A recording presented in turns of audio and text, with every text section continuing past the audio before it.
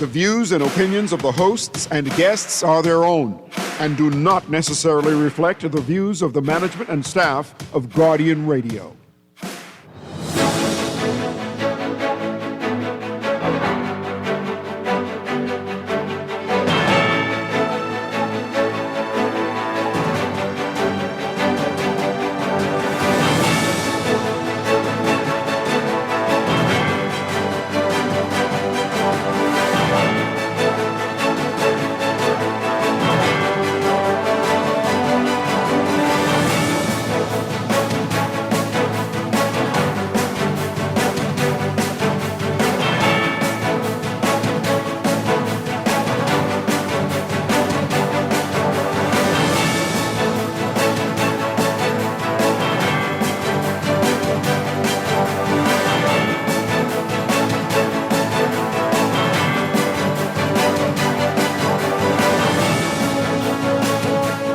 Good morning.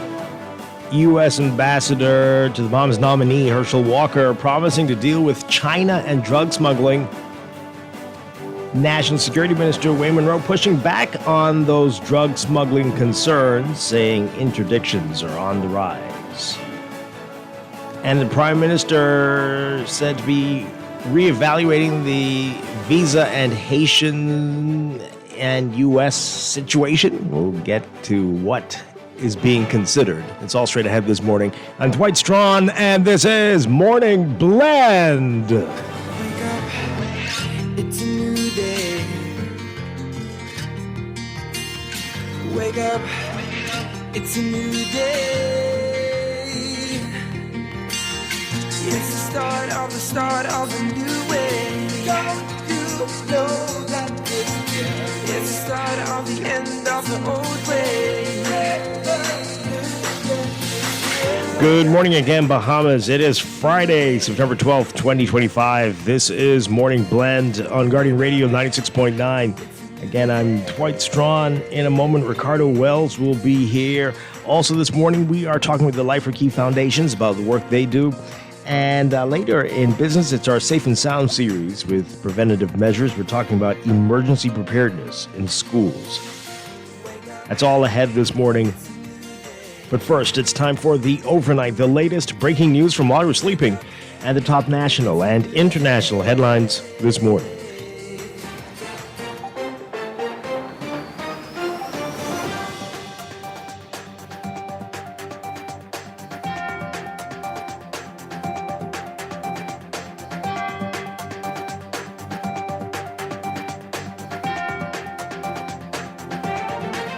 In the overnight, during his nomination hearing before the U.S. Senate Foreign Relations Committee, Herschel Walker highlighting China's influence in growing drug smuggling problems in the Bahamas as key issues he would prioritize should he be confirmed as U.S. Ambassador to the Bahamas.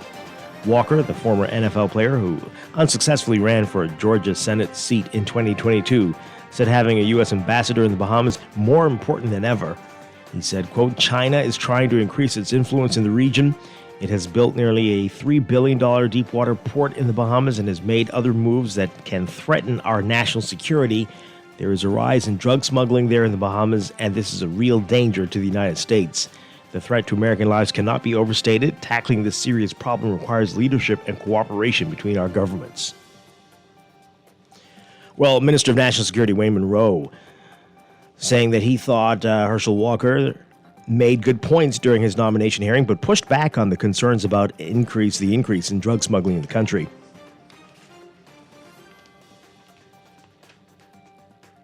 Monroe said he was not aware of Walker's comments on smuggling, but acknowledged his concerns and outlined recent Royal Bahamas Defense Force initiatives, saying that drug interceptions have risen since 2021, noting that the Davis administration recently equipped the force with 4 Go-Fast interceptor boats to combat illegal activity.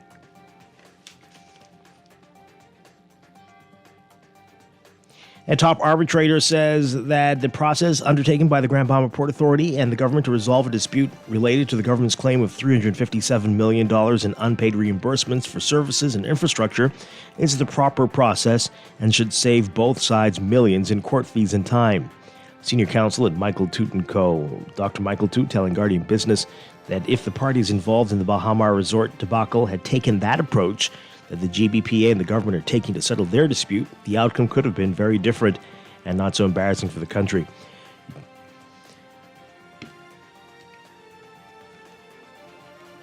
With the Davis administration set to roll out biometric voters' cards early next year, Family Island administrators began a 2-day voter registration training session yesterday.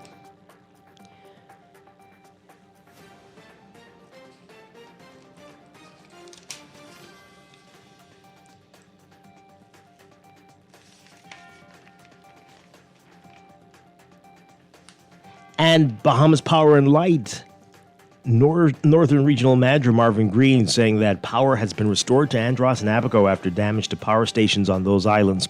Fire damaged equipment at the Fresh Creek Andros Power Station on August 31st, resulting in a loss of power for all residential customers.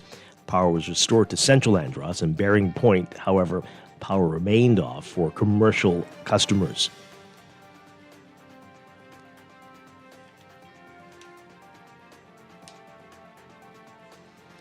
From the courts, a man was arrested after police officers found a loaded handgun in his truck. Acquitted on Wednesday, Clifford Taylor faced charges of possession of an unlicensed firearm and possession of ammunition at his trial before Senior Magistrate Shaka Serville at around 9:45 p.m. on January 13th. A police constable and reserve inspector were on patrol in the area of Cox Way when they saw a truck without any headlights. They signaled for the truck to stop. The vehicle did not stop immediately, prompting a short chase. Taylor, in his evidence, said that he did not immediately realize that the police were signaling for him to stop, since the tires on the back of his truck hindered his ability to see through the rearview mirror. Once he stopped, Taylor was ordered out of the car. He remained with the inspector while the police constable searched the truck while using a flashlight. Police Constable Camacho found the firearm, an Austria Glock pistol with 8 rounds of .40 caliber ammunition. Police did not provide any evidence who owned the truck, but Taylor acknowledged it was his when he testified.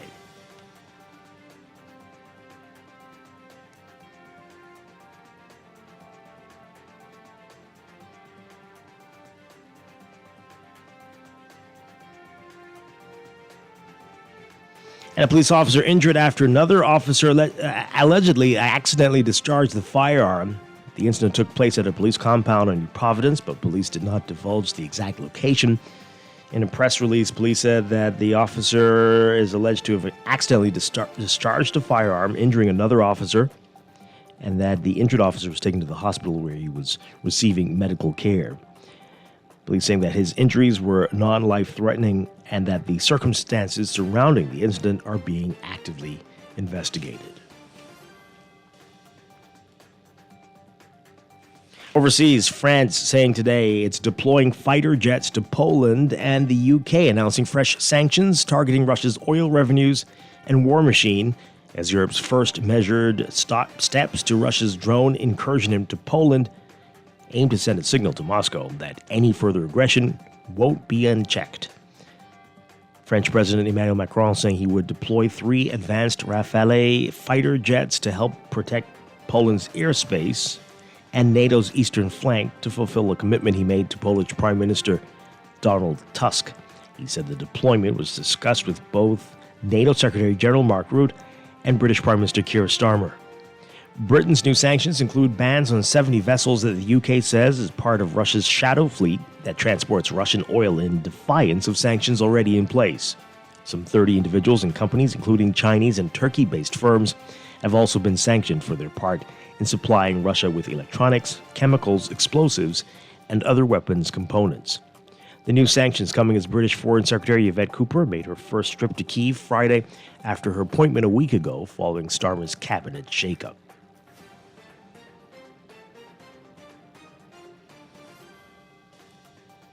Meanwhile, Russia and Belarus today launching a long-planned joint military exercise involving thousands of troops.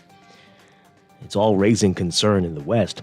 The exercises, dubbed Zabat 2025 or West 2025, are held in Belarus and Russia and will last through Tuesday. They're intended to showcase close defense ties between Moscow and Minsk, as well as Russia's military might as it fights its 3.5-year-old war with neighboring Ukraine. The maneuvers follow an incursion of Russian drones into Polish airspace earlier this week, which fueled long-standing fears that the hostilities in Ukraine could trigger a wider conflict.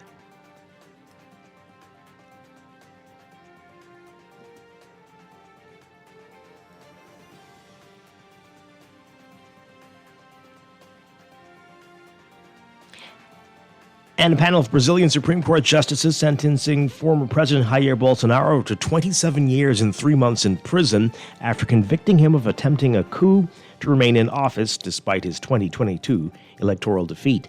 Bolsonaro, who has always denied any wrongdoing, can try to appeal the ruling.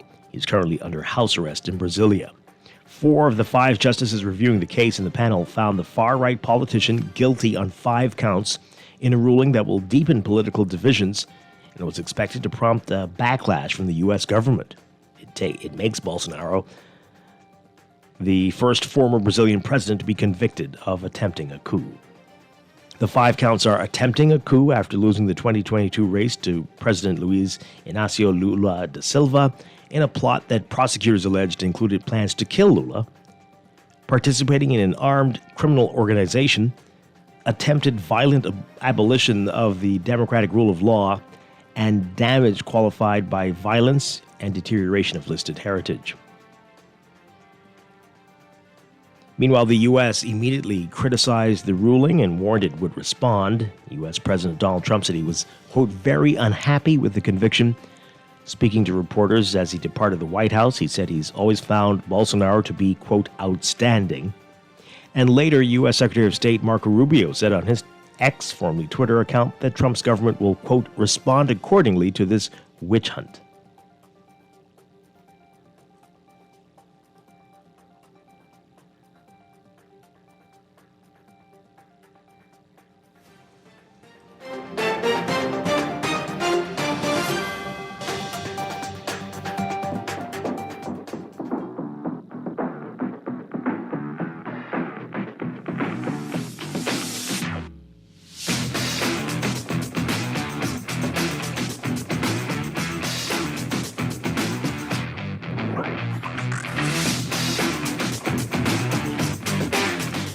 In sports, Bahamian professional basketball player Kai Jones remains an unsigned free agent ahead of the 2025-2026 NBA season, set to begin preseason play on October 2nd.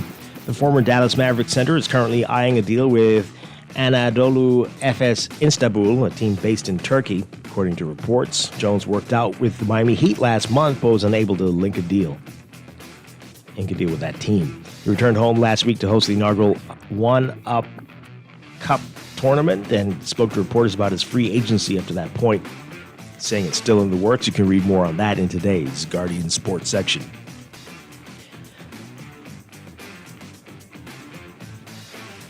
From the NFL Thursday Night Football action, kicking off Week 2, Jordan Love and the Green Bay Packers have delivered a strong opening statement to the rest of the NFL. Love threw for 292 yards and 2 touchdowns as the Packers beat the Washington Commanders last night, 27-18.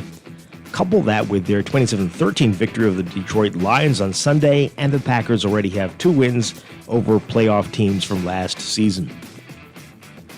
Love went 19 of 31 to lead an offense that was playing without injured linemen Zach Tom and Aaron Banks. Love's other touchdown pass was a 5-yarder to Romeo Doubs in the first quarter.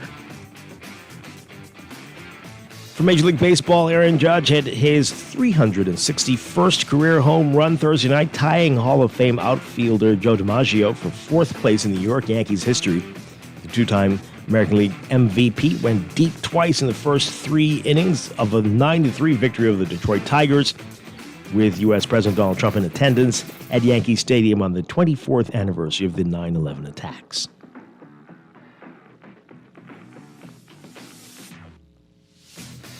And 2-time Olympic finalist Erickson Knighton has been banned for 4 years in a doping case of an anabolic steroid that rules the 21-year-old United States sprinter out of the 2028 Los Angeles Games. The Court of Arbitration for Sports saying its judges upheld separate appeals by the World Anti-Doping Agency and track and field investigators, filed after Knighton was cleared by a tribunal in the U.S. that accepted he was contaminated by eating meat. WADA and the Athletics Integrity Unit argued that the evidence had been presented was statistically impossible and asked for a maximum 4-year ban. Knighton is the 6th fastest man in track history over 200 meters with the best time of 19.49 seconds. Only Noah Lyles and Michael Johnson are ahead of him among American sprinters. That's sports. And that's the overnight. Time for your first look at weather.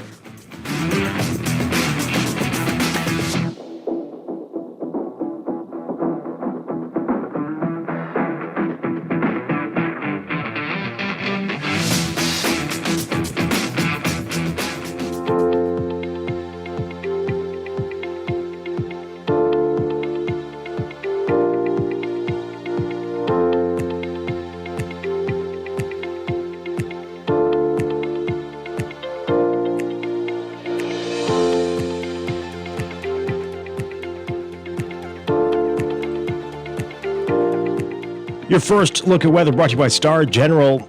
There is a marginal threat of a few isolated, strong to possible severe thunderstorms across portions of the northern and northwest Bahamas today. Storms have the potential to produce strong gusty winds, heavy downpours, frequent lightning, and possible waterspout or tornadic activity. We've got a stationary front over the northern Bahamas generating showers and thunderstorms. Meanwhile, a weak pressure pattern will continue to maintain light to gentle winds across the country. So that frontal boundary is expected to remain in place through the weekend, generating off and on showers and thunderstorms over the northern and northwest Bahamas, and a weak pressure pattern will continue to maintain light to gentle winds. We still have to deal with the heat and UV indices, though. The heat index likely to be in the lower triple digits again today, UV levels in the high to extreme range.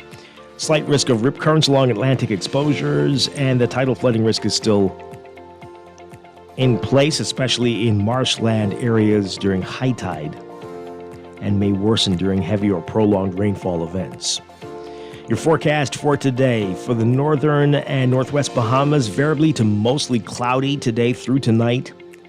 A 30 to 50% chance of scattered showers and thunderstorms for the extreme northern islands. 10 to 20% chance for isolated showers, increasing to 30 to 50% chance by the afternoon for the rest of the northwest Bahamas, including New Providence.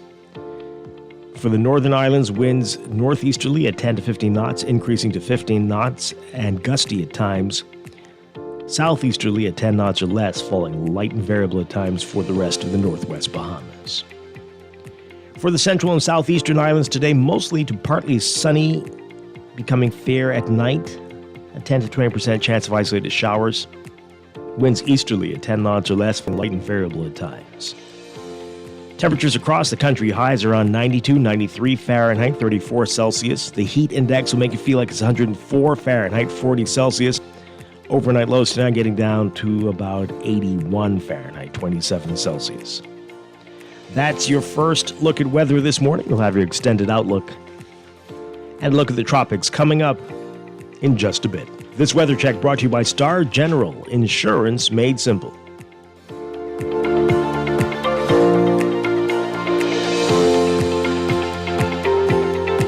Wake up, it's a new day. Wake up, it's a new day. You're listening to Morning Blend. When we come back, we're discussing the day's top stories right here on your home for fresh news and smart talk all day. Guardian Radio 96.9.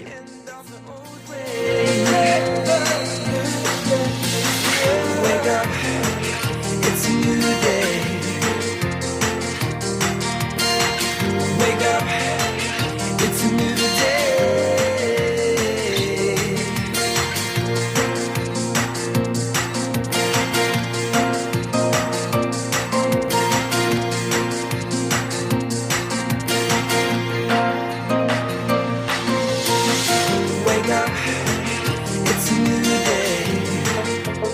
Tired of banks forcing you to use technology to bank the way they want you to? Your convenience is important. So no matter what your banking needs, Commonwealth Bank's friendly staff are always available in branch for that personal one-on-one service. But when you choose technology, our online and mobile banking app offers you state-of-the-art functionality.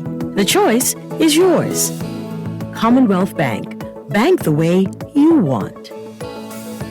Southwest Plaza has so many stores, I've been trying to find a sensible way to list them all. There's CBS Bahamas, the Ashai Institute, BENC Snack World, Bamboo Shack Bahamas, there, the Athlete's Foot and BTC, Games and More, John Bull Fine Threads, Alive Bahari, Dairy Queen, 700 Wines and Spirits, Sandy's Clocks and Island Luck, Starbucks and Lowe's Pharmacy, plus Marco's Pizza and Lorraine. Southwest Plaza, what a wide array of stores. Southwest Plaza, stop by today and explore. For fast, reliable, and impactful printing services, look no further. Let Printmasters bring your masterpiece to life. We stand by our quality products that is second to none. Our affordable pricing and friendly, efficient staff makes Printmasters the ultimate choice for all your printing needs. We can deliver any type of printing services, from banners to booklets to business cards. You name it, we can print it.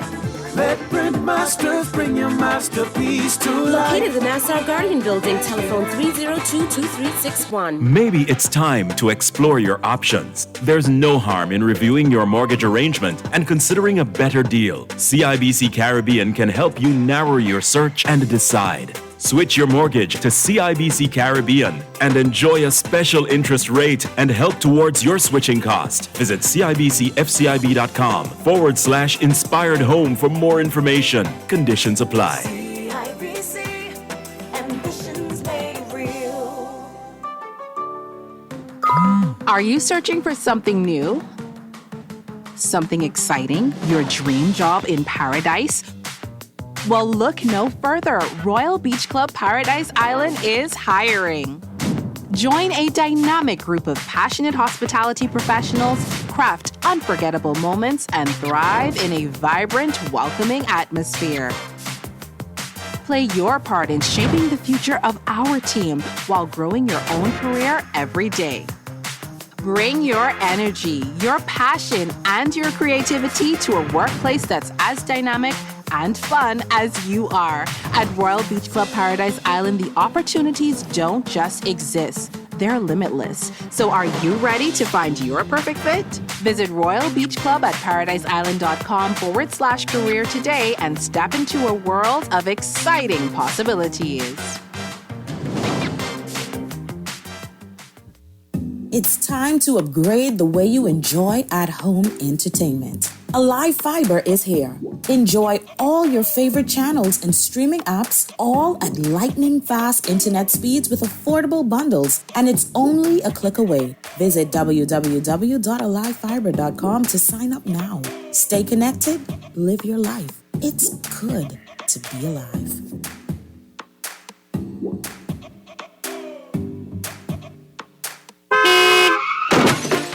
No one likes a fender bender. Oh, man. From a little scratch to a full mashup, NUA Insurance has got you covered with auto insurance tailored to fit your needs and budget.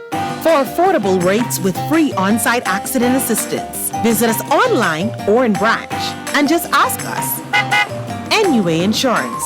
Ask us because we've got you covered. This October, Bahama invites you to indulge your senses at the Culinary and Arts Festival, where world-class flavors meet breathtaking creativity in the heart of the Bahamas. Join us October 22nd through 26th for an unforgettable celebration featuring culinary legends Daniel Boulud, Marcus Samuelson, Dario Cicchini, and Simeon Hall Jr., alongside a vibrant lineup of Bahamian chefs and mixologists. Explore captivating art installations, interactive workshops, and live performances, all set against the stunning backdrop of Nassau's premier luxury resort. And don't miss an electrifying live performance by global superstar Lenny Kravitz, headlining the festival's welcome party on Friday, October 24th, with a concert experience you won't forget. This is more than a festival, it's a feast for the soul. Tickets and packages are going fast. Visit bahamar.com to reserve your spot at the Culinary and Arts Festival at Bahamar, where taste and talent take center stage. Bahamar, life spectacular. Wake up, it's a new day. Spend and stay this summer with CIBC Caribbean. Experience summer like never before when you spend with your CIBC Caribbean Visa credit card. The lucky winner will receive the gift of relaxation and summer fun with a $3,000 travel voucher, a $1,000 cash prize, or a $500 spa gift certificate. Each time you spend $150 or more, you'll automatically be entered for your chance to win. Spend today with your CIBC Caribbean Visa credit card. Terms and conditions apply. Visit CIBCCaribbean.com/summer spend and stay. Promotion ends September 30th, 2025. When it comes to hearts at Cleveland Clinic, you can't miss a beat.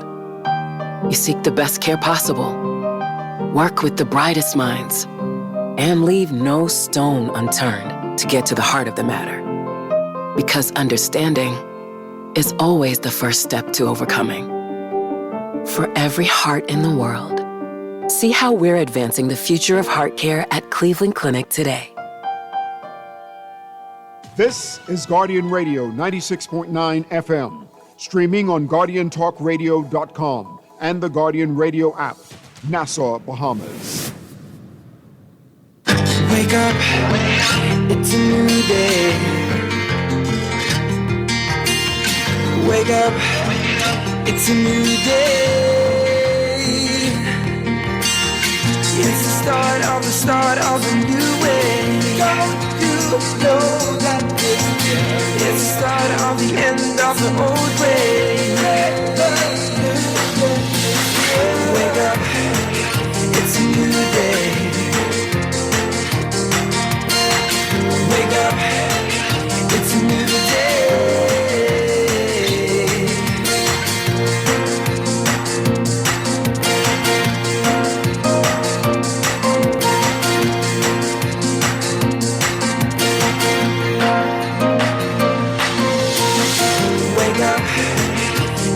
We're back with Morning Blend on Guardian Radio 96.9, streaming live on GuardianTalkRadio.com and on the Guardian Radio app for smart devices. We're also on your televisions on Cable Bahamas, Channel 969, and BTC Flow, Channel 612. You can tweet us at Morning Blend 969 or Facebook.com/Morning Blend 969. Text us 422-4796. Standard text rate supply. Once again, I'm Dwight Strachan, joined now by Ricardo Wells from The Accredited with 10th year seniors on Saturdays here on Guardian Radio. Good morning, sir. Good morning, Dwight. I'm happy to be here. I'm surprised that I'm here on a Friday at this stage of the month. You're here on Fridays, but a specific Friday, yes, which is in flux a lot. Anyway, but I'm at least one Friday a month you're definitely, here. At definitely. least. Maybe twice this month. I don't know. But good to see you as always. Happy to be here. All right, so we got a lot to talk about. Life for Key Foundations, they're going to be here. We talk with them often, but they're going to be here to let people know about all the things they're doing. And later in business, our monthly Safe and Sound series, we are talking about emergency preparedness in schools, about everything from health issues to potential violence, what schools and you, parents, students need to keep in mind. That's coming up. But first, it's time to talk about what else is in the news.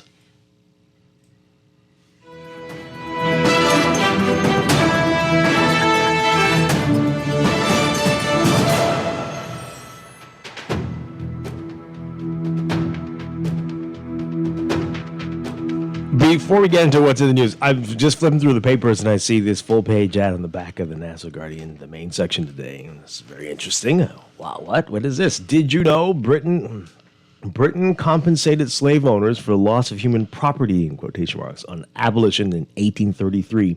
They only finished repaying this debt in 2015. Descendants of the enslaved have still received nothing. The inequalities continue today. Support the campaign for reparatory justice. It's from the Repair Campaign, and they have a website, repaircampaign.org. I have to check that out. Yeah, there's a QR code if you pick up today's Nassau Guardian, but I clicked on repaircampaign.org to see what this is all about. So about us, the Repair Campaign is a social movement for reparatory justice in the Caribbean, guided by the CARICOM Reparations Commission.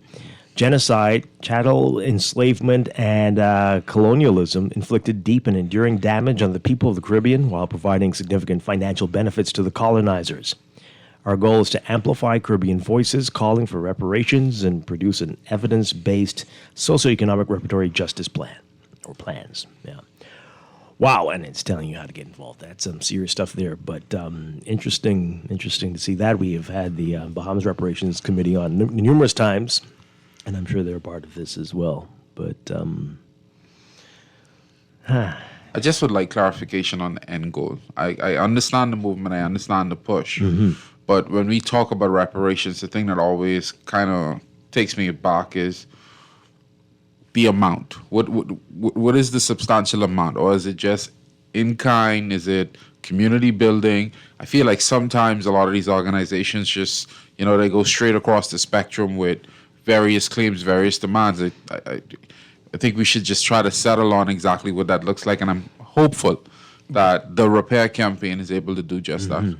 Well, it depends on the country. And so what the committee here has recognized, they're saying, they don't want people to get money. They're saying fix the institutions that are badly damaged, broken, destroyed in the country. So the ones that destroyed those same systems are not going to, spend the effort or spend the time to repair them. Oh, that sounds like a you problem. But they want, hey, you complain about the hospitals. You complain about not having ambulances and proper clinics on these islands, the far-flung islands. The colonizers, where they left, didn't exactly set up a situation where that was working. Put that in place. Fix the schools. Fix all of these institutions that we complain about every day on these shows. Right, that's what I'm saying. So you're saying that, in this case, the colonizers in our situation would be, of course, Great Britain, the United Kingdom. Are you saying that you want a situation where we, all of us, sure. Right, okay. That we want a situation where they would come in and every year they... No. I don't know. That's what I'm saying. I want that to be clarified. I don't know. If we could say, okay, hey, we need assistance with 15 primary schools, 10 secondary schools. Let's try to quantify these things. Okay. Instead of just... I'll have them on when you're here, and we'll have a full discussion. Try to get me in trouble. Yeah. See the phone lines. I get where you're going with that. That's interesting. I hear you. Because I feel like that's always the best way to start a conversation. Clarify what it is that you need, and then we move forward. But to just, be down the same concept over and over and over without any clear path forward is a bit strange. Interesting. So I remember I said this on the show a few months back when it came to light that the British had offered to do the hospital at a better rate than what the Chinese were offering. Can't say it like that. They was late. We were told that they were late. The proposal came in late. Here's the thing. In this reparatory justice space, they should have said, we do it for y'all just because. Yeah. That's what they should have done. And this is what I'm saying. Because we owe you guys. I am almost certain if those sorts of conversations, the High Commissioner, well, last time I was on, his wife was here as well, when they talk about the program that sent the handful of young kids over there to advance their trades. I'm almost certain if that constructive conversation starts at some point, it probably won't be a full-on hospital, but it would be. Why not? I'm saying these things take time. I'm sure they cost much less than they paid all these folks. Which is true. But if you develop that conversation and you establish that dialogue, I feel like there's a way forward. Because I look at some of our schools, I'm not saying it's going to take, the way we do things, it may take $250 million to build 10 primary schools, but I'm pretty sure that we could advance that at a quicker pace if we just start the dialogue. Well, I guarantee nobody who would have that conversation was at that table. Definitely not. Just surprised that they should have made that proposal so much earlier. If it were a free offer, it could be the day after you broke ground, and people would take it. But the relationship we trying to craft on the other side, I think we would have still gone they'd this say, way. well, that's an unbeatable deal. Boy. You might as well take that one. But you would never get a deal like that. Well, never say never. Never say never. But anyway, interesting, folks. Check it out. And maybe we'll see if we can get them on as well. Okay, so a lot to talk about in the news today. Herschel Walker, the nomination process underway. We'll get to that in a bit. The other big story, Prime Minister Davis, well, we're hearing through the press secretary, is reevaluating the statement that was made last week about allowing folks from Haiti to come in. Time heals all. Is that what it is? Time heals or all. actually knowing what's going on, which takes time. So maybe you're right.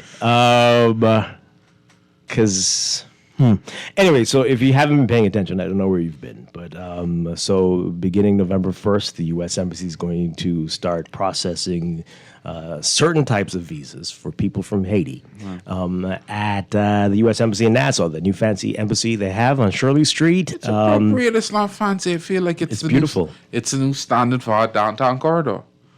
It's the new standard. Oh boy! Everyone that goes to the downtown corridor should take notes. Yikes! That's what the new downtown. Well, I agree, but wow. Yeah. Need a new court complex. I thought the central bank thing was gonna happen. It didn't happen. We need to start to really think about these things. So the T-shirt shops too will have to step up their T-shirt and all the jewelry places. I mean, we could do more than just that. Really? Yeah. Oh, okay. But yeah, I agree. Sounds wonderful. Can you imagine? I hope. Oh, boy. I hope. Well, so yeah, they're going to start processing there. But again, Haiti's on a list of countries that greatly restricting movement from in and out of America. In and out of the United States. But that doesn't mean that there aren't going to be any visas issued. There's a special list of who can get a visa. You can't get a tourist visa, but there are other visas that are being processed. As we had the U.S. Embassy representatives on the show this week, they told us based on that criteria, you have to be a diplomat, family of a diplomat, somebody with a visa already, an athlete, maybe taking part in the Olympics or something, right. The child of a citizen. Those people, they believe it'll only be a few hundred people that will actually fit into this category. My question or my concern about this is, why wasn't this conversation had? And we asked that, right? And then they're saying that this is not new. This is not new. People were doing this before in the country. Yeah. But what the difference is that previously you could be anywhere and apply for the visa. Right. But now you have to be, as of November 1st, you have to be in the country to apply. Particularly for that interview portion of the process. Right. But since the embassy there is closed because of the violence, yes. they've designated Nassau. And so that's the only difference, if there is a difference there. Why Nassau? That's still unclear, but this is one of, I guess, few countries that are still having direct flights in and out of Haiti every day or almost every day. And I guarantee you that if that weren't the case, if there weren't hundreds of people in Haiti getting visas, Bahamian visas, to come here, they would have picked this place. I'm pretty sure of that. I grew up as a young kid in my grandmother's house after school, watching shows like Matlock, watching shows like Murder, She Wrote. This ain't hard for us to deduce what's going on. Oh, yeah? Or how this process is played out. I feel like all the context clues out there, we could bring it together and make educated assumptions on what is going on.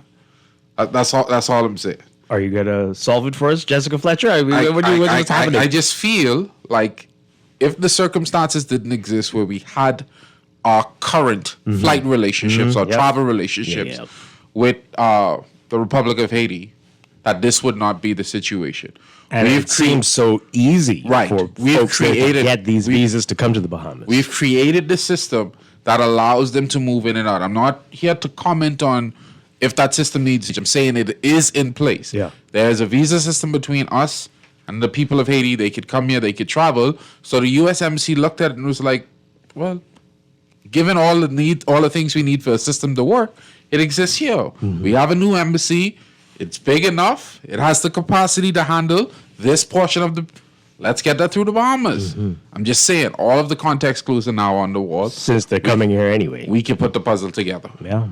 So that means, what was the statement that we got from the government of the Bahamas earlier? What was that about? I feel like you've had long travel days before.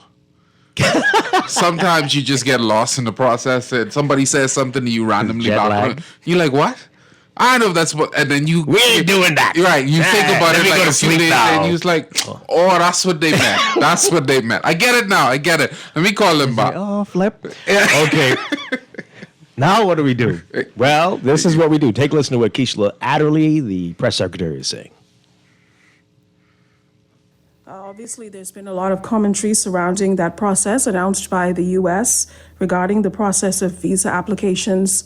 The announcement essentially stating that the Bahamas would be a hub for that. Now, acknowledging that this is and has always been a matter with very broad implications for the country, Prime Minister Davis has advised that he is reviewing the matter in its entirety and will make an announcement soon, which will fully detail the Bahamas' position on this matter going forward, of course, in the best interest of the Bahamian people. So just those two housekeeping matters. Anything further? Okay. Keishla Adderley, the press secretary there. We just take the time to say, I love the fact that this press secretary role has remained constant in the last couple of administrations. It adds of improvement in communication. It's not freedom of information, but there's some still standard communications better than reporters standing up at cabinet, waving their phones and recorders all about. So I'm much appreciative of that. Okay. Let's get your reaction to that, folks. This is almost embarrassing, I think. I don't understand how. You can't be embarrassed by something you should expect. And I feel like we're at this place now where we should understand. Clearly, and let me say this for the record. Clearly, we're at a place now where we could, again, see all the context clues. There's not standard communication happening between our government and what the U.S. has in mind for this region. You could see the writing on the wall now. You sure? Or are there people who are frequently called upon to speak, not communicating with the folks they need to be communicating with to understand our own policies and implications of things that are said? But in this circumstance, we had no one less than the Prime Minister address this issue. That's what I'm saying. It's clearly, he's not talking to the right people or is not aware of what's going on. If the leader of our country is not aware of these... Not the first time. Okay, wow. I don't mean for this leader. I mean for previous ones. I remember the last one saying he was aware of some things. So just got to see what the timeline was. And he certainly wasn't communicating with his inner circle. And that's anyway. So communication has been the problem for many years in this place. Let's hear from you though. 323-6232, 325-4316. 325-4259. Call us toll free 242-300-5720. Tweet us, Facebook us, text us 422-4796. Somebody says here, tell Ricardo we like him on Friday mornings as well as Saturdays. I appreciate that. Okay, let's take this call. Good morning, you're on the air. Good morning, Dwight and Ricardo. Good morning. Like so many interesting items on your show bulletin for the day. Just quickly, I wanted to earlier before I comment on Prime Minister Davis. Earlier, you mentioned in your reading the Brazilian Prime Minister's conviction as it relates to neighbors next door, and I that's an interesting news item for me, because at the end of the day, when you look at the things that he was convicted of and the evidence that was brought against him, I can't imagine why any government would be upset that a leader who was found guilty of the things that the Brazilian Prime Minister was guilty of, why would you seek to punish the country that sought to bring justice in a case like that?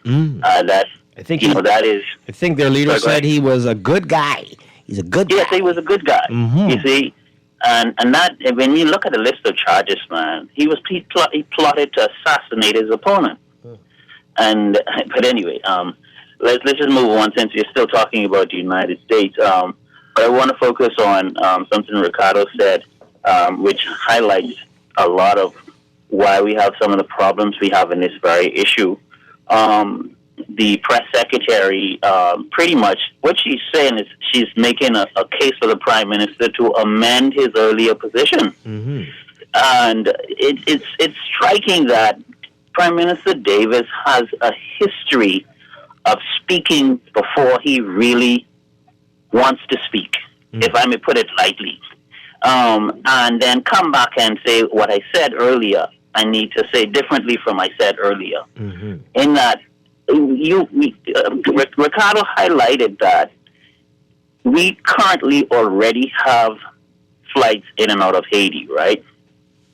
And one of the things in Prime Minister Davis and his government's conduct when it came to Haiti that is questionable is a country as capable as the United States looked at the country of Haiti and says, nah, we're not going to have flights in and out of there for any number of reasons. There were cases where flights were shot at.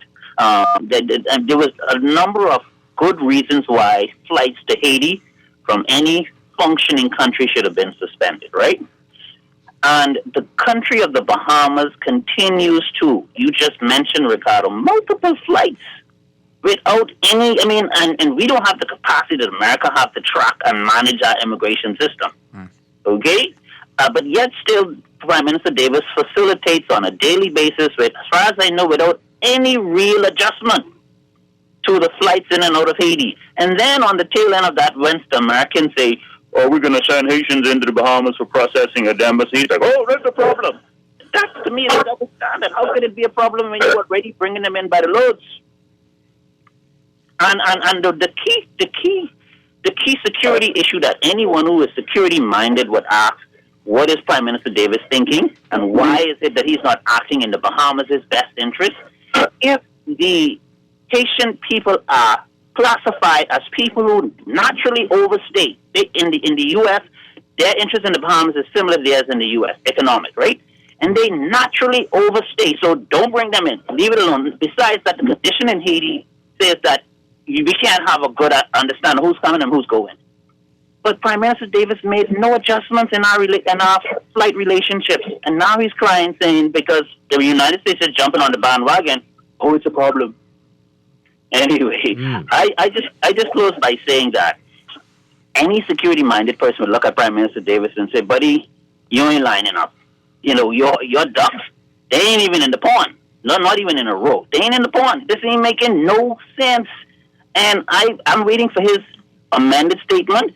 And the only thing in his amended statement that would cause me to think that he's finally thinking like a real leader thinking in security, if he say that the current flight status in Haiti is going to be amended to reflect what international countries are doing to Haiti. We should be doing the same thing. Okay, all right. I'm trying to confirm, thank you very much, whether there are no flights between the U.S. and Haiti.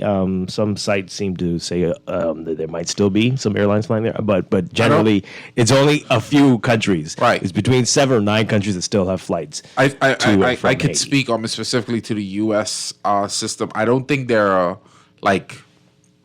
I don't want to say national flight carriers, major flight carriers. Well, they're saying that I'm looking at these are from this year, 2025. They're still saying American, JetBlue, and Spirit. I'm not sure. I think they're going to try to confirm that. Probably the data you're pulling from is from the schedule that they would normally announce. But after the most recent incidents, I know a lot of them suspended their remaining schedule throughout this quarter and into next year because of this situation. Yeah. Nobody has returned to that regular schedule program. But it's a tiny number. You can count on barely 2 hands the number of countries that still have flights to and from Haiti.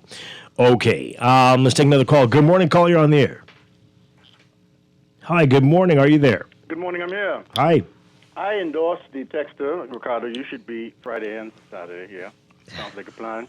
I appreciate that. Okay. Dwight, I'm going to get my Guardian and go straight to that back page and see what's saying there. Because I'm looking at $27 million, and that figure don't look right as what was paid out in total, but still being paid out. That just don't look right. In any event, I would like to know, out of the money that was paid out to the slave owners, how much of that came back to us? $27 million, but that was in $1,800, right? Well, so what is that today? Euro, and I convert that to 27 million US.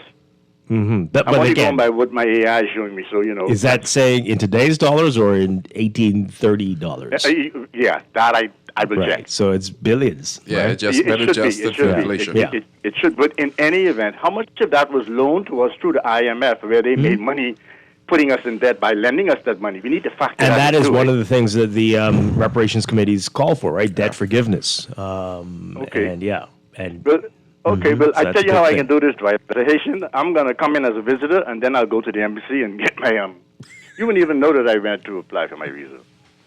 Why would you do that? Well, I think most people are going to do just that. Oh, but why would you do that? Well, to avoid the scrutiny by me having to let the Bahamian government know that I'm coming in to apply for a visa. Okay. All right? Sure. I don't. Anyway, you all like to play games, but that's fine. Have fun. Good morning, caller. You're on the air. Yes, good morning, Mr. Strong. Good morning, Mr. Carlo. Good morning. Hi. I like the opinion of Carlo and Garvin Russell and the new cadre of young minds on Guardian Radio. But I hate to say this, Mr. Strong. I don't even have time to listen to the PM or any of them, okay? Now, I mean, I hate to be insulting, but it is what it is. Let me give you an example. I'm going to lay a little bit of blame on the fourth estate. And so it came out of the concept, let's say the clergy, the nobilities, and then there's the commoners. So you know who the commoners are, right? So if the Constitution belongs to the Bahamian people, why can't we use it? Because of schism and political fanaticism and just pure separation. We are fighting down people and we have no interest. The first caller made a very interesting analogy in that the capacity of the Americas to police their borders, et cetera. But we are looking at the numerology of our neighbors to the south. You know, Dwight, we have been harboring these people, we have been integrating with them. They are part of us now. But what I'm saying is, are you going to allow them to come unabatedly? And then all of a sudden, the only reason why the PM is paying attention to this, because of this imposition by the United Nations as to this visa problem. But like Carlos said, many young minds and people like me in Cleveland, everybody was calling and saying what the problem is. Now, I've been saying boldly that immigration is obviously the ground zero for these particular fraudulent situations because they are whistleblowers. Nobody's paying attention to what anybody's saying, that there's a certain strategy that when they comes in, Dwight, let me tell you something. I saw in a documentary where someone went to Australia. When you reach, they initially ask you how much money you have. And according to what you have, then they're able to say, well, you're supposed to know where you're going to stay. And they try to find as much as they could because they want to know what you're here for. They're trying to juxtapose whether you're here for legitimate reasons or nefarious reasons and how you're going to make your money. There's great accountability. And so the fact that the PM is in the village telling the people these things, and he actually told us he doesn't have an immigration problem. Yesterday, last night I was jogging the steps about 8, 9 o'clock. There's a Haitian guy doing the security for the towers. It was a simple job as security. We need a Haitian. I mean, I don't know what he doesn't really. So what I'm saying is, even the way how the country is running, everything is allowed to run amok as if someone don't give up. And this is the way we're seeing it. And once the fourth estate is weak, and we don't go into investigations and revealing things to the public, then what's the point? What's the point of people calling? I don't want to hear from any political imbecile or fanatic. I'm sorry for that, but I don't really want to hear about it because the situation about immigration is clear. I live in the inner city. I don't know where you live. You might live on the moon. Somebody else might live on Mars. But what I'm saying, I live in the inner city, Dwight, and I told you guys before, every day you see a new face. There's no more community. But no, I called the Haitian show the other day. Those guys that comes on your show, let's talk, they have the power to bridge the gap. But nobody is lambasting the Haitian community for the contemptuous agendas and attitude that they explain towards the Bahamian people. When I said weeks ago, and months ago, and even for last year, you have to have common sense. Even rodents, if they build up numbers, they become more audacious and bold. As these people build up their numbers, you will see their true colors. I ain't into what you all think, You all can see what time it is. I live in the city. I live with these people, I don't hate these people, I interact with them every day. But I feel there's no empathy for us in the inner city because you're sitting now, politicians wandering up and down the place, but they don't know what's going on, but they don't want to hear from us. And they have to fix it because it's affecting everything. Okay? I can't send my children. I don't want to send my children. Right, the level of violence in the school. This is why we need to hear from people like Wilson and people who paint real pictures on the ground. This is a bunch of foolishness going on in this country, Dwight. Okay, there's a lot. Thank you very much. Thank you for sharing that. Wow. I can't say I don't understand the frustration. It's quite evident, and I think in the climate we now operate in, it needs to be a level of honesty across our political space. Mm-hmm. And I think when we have these conversations, we have to understand, and I don't like to use the word agenda, but there's no better word in this circumstance. We have to understand the political agenda here. And I think oftentimes if our leaders would just be clear and honest with the people to say, hey, there's not an immigration problem in the way that you think. There's an immigration problem in the way that we manage it. You get where I'm coming from? And I think if our leaders could just be as audacious enough to do that, it would quell a lot of fears. It would quell a lot of speculation. So I'll use this as the example. Every week we see in the newspaper a cadre of persons that apply to become citizens, and then they go through the notice period. For a Bahamian that does not have access to quality information, to just see that page every Thursday, it's upsetting. It's frustrating because you're telling me that these people aren't coming in droves, but I see new people every week that then qualify. Because we don't have the data to say how long these people have been here. We approved 20 new visas, and those 20 persons in combined have been here on work permits, have been here on spousal permits. That information is not readily available, so you leave people to wallow in frustration. And that's where the issue is now brewing up. So you listen to 52 just now. He talked about it from the school perspective with his kids.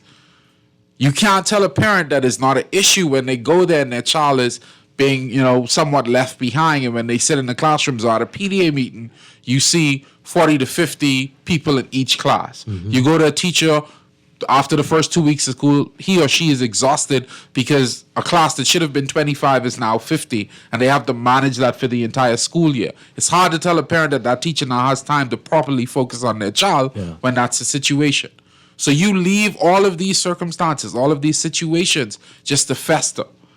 That eventually is going to produce frustration that you can't control. So you say to the Bahamian people, yeah, we don't have an immigration situation. There's no need to panic. There's no need to have an issue. But the quality of life that they experience when they go to our clinics, when they go to us, when they make inquests at our police station, they see that the systems that should be in place is now overburdened and they have no place else to turn or nobody else to blame except the problem that you said didn't exist. Right. Wow. Let's take some more calls. Good morning, caller. You're on the air. Are you there? Good morning. Hi, caller. You're live on the air. Hello. Hi, good morning. Hi, good morning. Dwight, could you speak from the perspective of a Bahamian of Haitian descent? You know what's so alarming and frustrating? Of all the talk show callers like 52 who keeps calling these shows, right? People are being alarmist in this country. There's an old argument that Haitians is taking over. This argument has been going on since the 70s. Coming from a Bahamian of Haitian descent, it is frustrating. It's insulting. Okay? Please stop it, okay? Haitians ain't coming to take over this country. Okay? Please stop it. Thank you. Do you understand the frustration, though, that what people are seeing and what they are experiencing? I understand the frustration because, like your guest says, they're not educated. Simple. Okay, well, I don't know if it's that simple, but I hear you. I hear you. There are a lot of people being extreme, but it isn't. I don't know how to say it.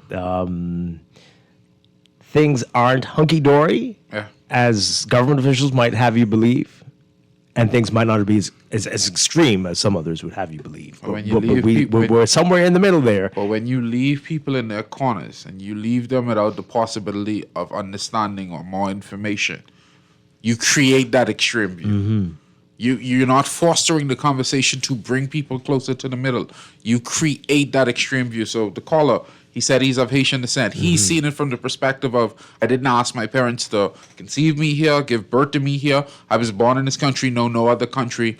I was able to grow up, and at some point, I either applied for citizenship or I applied for residency, and I had to go through the process. Yeah. That's no criticism of that.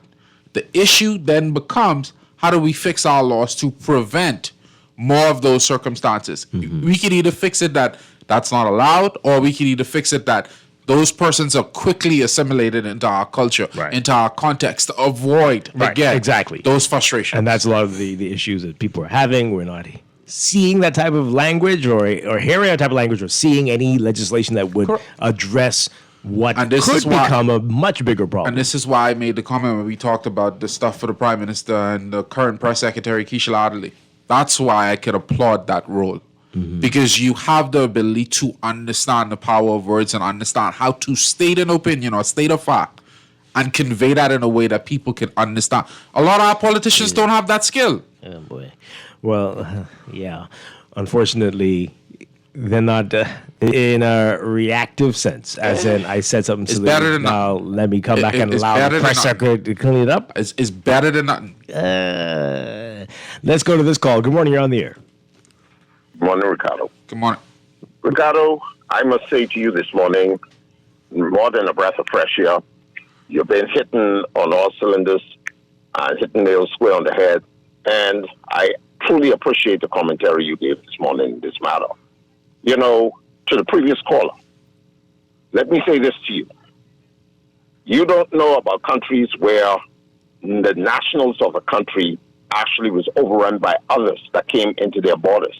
And for you to come on this radio in the way that you expressed yourself about there's no takeover, let me tell you something. The reality on the ground is a lot of Bahamians feel that there's a takeover. And there's nothing you can say that's going to convince them. Like 52 said, every time you turn around, it's a different face he's seeing in his community. Isn't that a telling sign that there's a shift going on? You're talking about 160,000 Bahamians. Or even now, the numbers say 400,000 in this country that are citizens of the Bahamas against how many millions of people? Come on, buddy. You really sleeping. A lot of Bahamians are not sitting and taking this immigration situation seriously. And it's sad that the target is the Haitian people. It's sad for that, but they are the largest number that is migrating here to the country. You don't think Bahamians should be concerned? We are very concerned. The shift in this country for the Bahamian children, there's a major shift. And whereas a lot of us are taxpayers trying to prepare the way for our children, and then having others come in to get things free of charge, basically, it is hard on we as taxpayers. So we are concerned about the Bahamas. We said the Bahamas is for Bahamians. Every nationality have a country of origins of their own. We have a right to protect the Bahamas. We have a right to tell our government what we expect from them because we are their bosses. We are not going to sit down and allow others to dictate to us, to tell us what is right and what is wrong when we see what's going wrong in our country, right? And the passion is here. I heard and understood every single and felt everything that 52 spoke to. And I agree with him because I am one of those who seeing the shift in the Bahamas. You know, and I'm not going to make this much longer, but I'm going to. We got to go to the news anyway. Yeah, we do not protect this country, then this country will be taken away. That's all I can say to that. Okay, thanks a lot. Wow. A lot of passion this morning from everybody. We're going to take a break for news. We'll be back. We'll get your text messages and more of what's making news a whole Friday morning. This is Morning Blend on Guardian Radio. Stay with us. This is Guardian Radio 96.9 FM, streaming on GuardianTalkRadio.com and the Guardian Radio app, Nassau, Bahamas.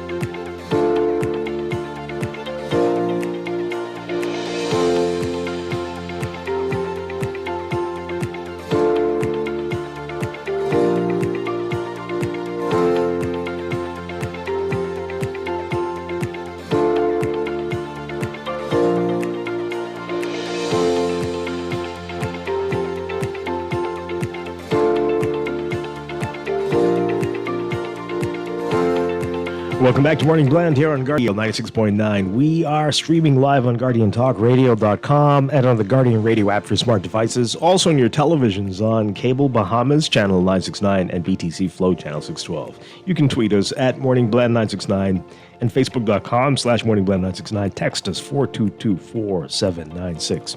And now, day 24, time for another check of your weather for today, brought to you by Sherwin-Williams.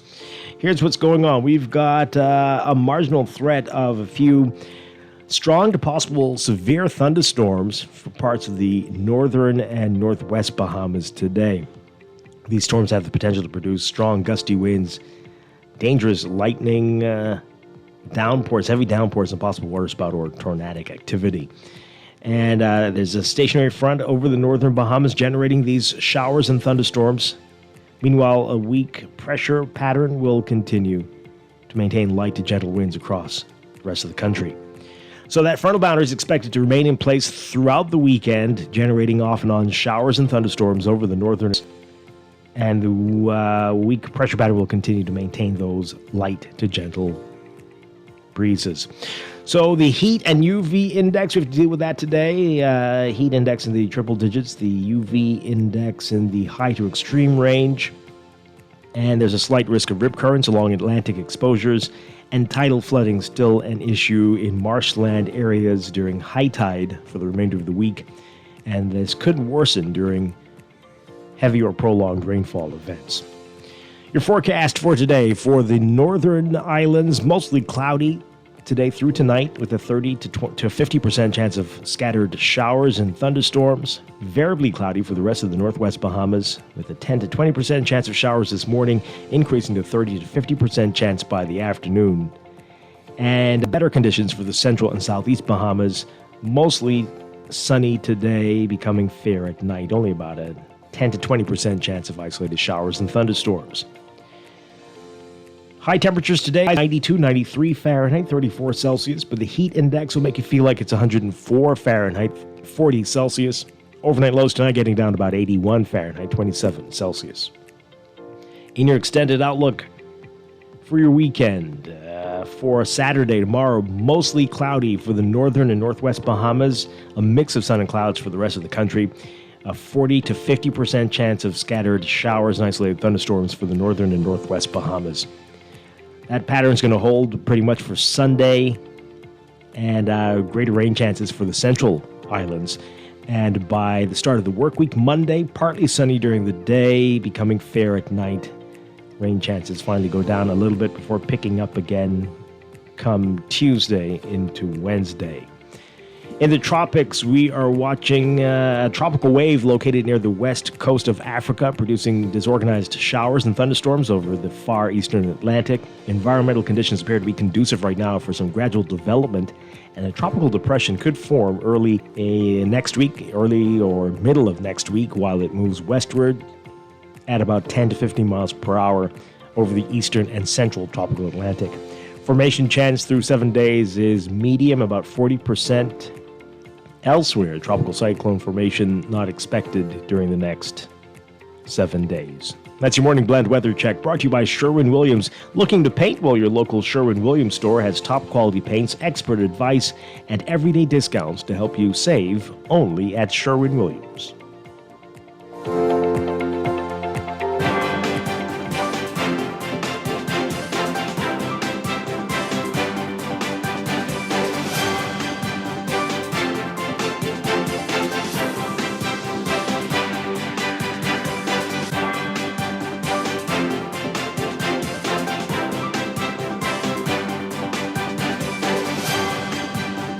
Time for a traffic check brought to you by RBC. With RBC, your ideas happen here. In your real-time traffic, we're seeing heavy traffic this morning from well south of the Fire Trail Road roundabout from Alexandria Road. You'll see that if you're heading through that roundabout northbound straight up to Tonic-Williams-Darling Highway. Traffic is backed up along Tonic-Williams-Darling Highway westbound as well. Slow moving north of that roundabout if you're heading towards the six-legged roundabout, and backed up a bit along JFK eastbound to the roundabout.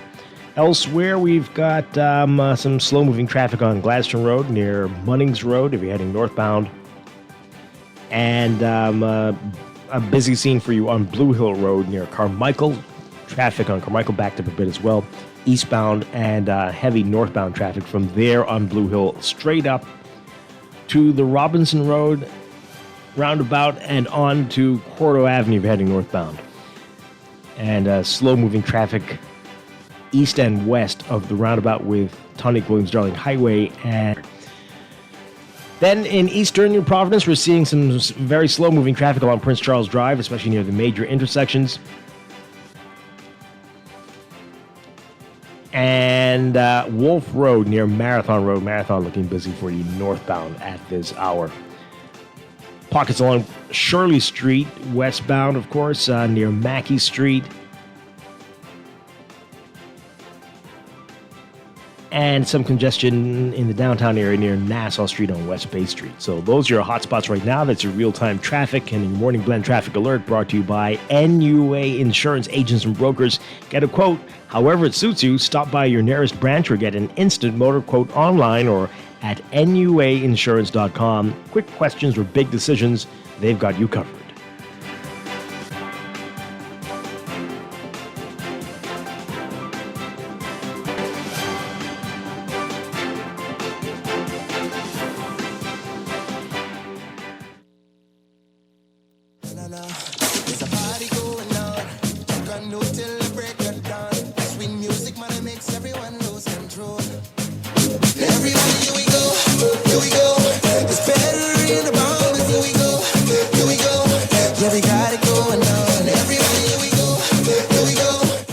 We are back with Morning Blend on Guardian Radio 96.9. Dwight Strachan along with Ricardo Wells on this Friday morning. Coming up in a few minutes, we're going to be talking with the Life for Key Foundations about the work that they're doing.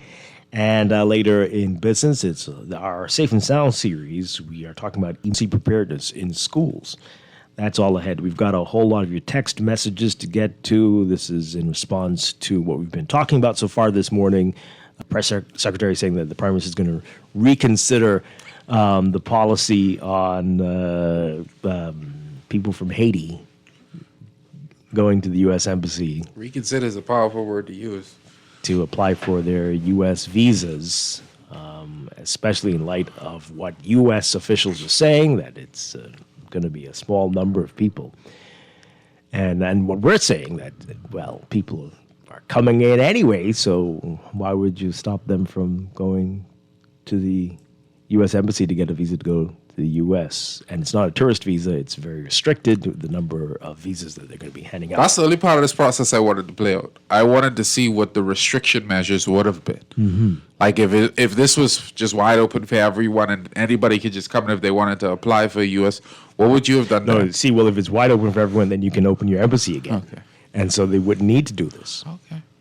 So that wouldn't get to that point. What would I wanted to see if he would have eventually restricted the visa between Haiti and the Bahamas. Now that's what everyone wants to see. You have an issue with that one. What about this? All right. So we've got your messages. We'll get to the calls. We don't have much time left, but let's get to these messages. So this was also about, we mentioned the ad that's in the paper today from repaircampaign.org calling for reparations from, it says colonizers, like I guess the UK. It's this text says it's a known fact. I gotta edit this a bit. They ain't giving us diddly.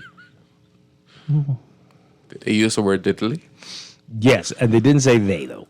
But they ain't giving us diddly. Mm-hmm. Did they spell diddly right? Do I know how to spell diddly? Is there an E? Is there a Y only? How do you spell? How do you think you spell diddly? EY. They didn't use an E. No. You sure it's EY? That's how I always spell. That's why I asked if they spell it correctly. If I write diddly often, I can't tell you the last time I ever did. Do you write diddly often? How are you using it? Anyway, okay. It's DIDDLEY. Oh, there's an E. Diddly. Okay, they didn't spell it right. Okay. This texter says, I don't know if Prime Minister Davis or any other PM knows what the best interest of the Bahamian people is, what's in the best interest of the Bahamian people. The United States officials have said our immigration system is slack. Oh, did they really? When did they say that? Probably the press release that went directly to the streets. I don't remember that one. How is it that, I mean, they are saying because they know from their own experience with their country? I don't understand. They probably got a different David Herschel Walker interview. He probably said it there. NFL great Herschel Walker. Trust us. If any country knows, it's us. So, this person says here, how is it that the U.S. has already made its decision and rolled out its program when the Prime Minister seems like he's just hearing it for the first time, like the rest of us, and now has to review? Who's running this country?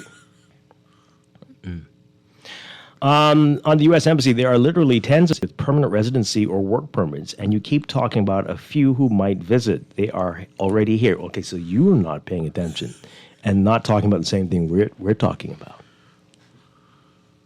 Not talking about the same thing. At all. Okay. And that's what's causing a lot of the uproar, right? Everybody's talking about something, but not the same thing. I don't know where you kind of bridge the gap there, because if that's the thought process after everything discussed so far this morning, that means one, you didn't care to listen what was being discussed, Right. or two, it just don't make a difference to you. Yeah. There's no winning in those situations. And we don't have the time to go back over everything. You just missed all the classes, and now you have failed your exam. Okay. We're not getting any reparations. The British gave us this territory without so much as a verbal disagreement. Usually territories can settle through the brutalities of warfare. We'll trust us. We have scars. We have scars to... I think you completely undersell what a verbal disagreement could be. Because there were plenty verbal disagreements. And some would say this... Anyway, can anyone say with hegemony between the U.S. and Haiti, this is starting to feel like a dual occupation? Oh, really? what? Really? All right, we've got a lot of people who belong on Broadway. It's very dramatic and extreme. Come on. When we speak of reparations in the Bahamas, why not begin at home? There are families whose names, crown law firms... Dwight. No. Don't read the rest of it? No. Distribution companies and major buildings, families whose fortunes were built directly on the backs of enslaved Africans. And this is always the challenge I have with this. Before marching to London, why not test the process here? Test the process. Gracious.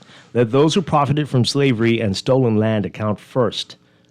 And let us not forget politicians, men and women who entered office with modest means only to emerge 5 years later as millionaires. Okay. If reparations mean justice, then accountability must begin with those amongst us. You could do all of those things. You could do it. You could do them all.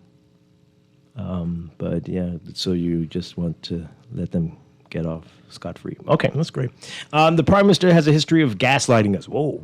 We say there is an immigration issue. He says there is no crisis. We say we want crime addressed. He says, what crime? But that's not fair. You are left to assume that he made the deal and decided to gaslight us again. What deal? I don't know what's happening. There were no deals made. There was a policy shift by the U.S. administration. As a part of that policy shift, they recognized that they needed some place because of what's going on in Haiti to deal with these visas or visa applications. They recognized that there was a possibility to do it here in the Bahamas. They made a choice at their embassy to do it here in the Bahamas. There was no deal made. And unlike the Bahamas, which, according to the flights are coming in, hundreds of people, we don't know what that's about. There's of people that they are going to be granted. The U.S. will be granting visas. I feel like y'all should have the same energy when we recognize the amount of visas that we give out for tourism.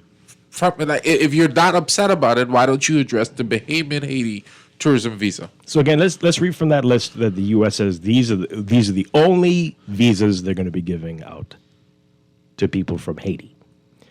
Certain diplomatic and official visas, certain immediate relative immigrant visas, spouses, children, and parents of U.S. citizens, adoptions by U.S. citizens, immigrant visas for ethnic and religious minorities facing persecution in Iran, so that's already off the table, dual nationals applying with the passport nationality not subject to suspension, special immigrant visas for U.S. government employees, Afghan special immigrant visas, so again, that's off the table. Who knows? So, but anyway, participants in certain major sporting events, lawful permanent residents, and certain whose travel to the U.S. would serve a U.S. national interest. So that's the group of people. That last one could be open to interpretation. You have a couple groups of people that fall into that category. It won't be 11 million people. No, definitely not. Definitely not. What's our list say? We have a list. I've not seen the list. I've not been privy to that list. That's an insider list. If you could find it, please present it. Again, we need more information on what's going on in our country before we simply jump off the ledge. Our list is 1, human. I don't even know if it goes all of that. That's it. As long as you're a living human. This person says here, seems like people are forgetting that Prime Minister Davis is being advised by his foreign affairs minister. Yes, this whole Bahamian Visa's American Embassy bold decision to deem the Bahamas as a hub for Haitian visa applications to be processed are foreign affairs issues. Minister Mitchell should be the one speaking to the issue and not laying the blame at the thought to consider. We've been saying it for days. We thought he would have been the one speaking on this, but he's been talking a lot about Fox Hill and hot dogs. Gotta be 100% all beef Angus. Did he say that? No, but that's clearly the standard. That's That's the what standard now. Okay.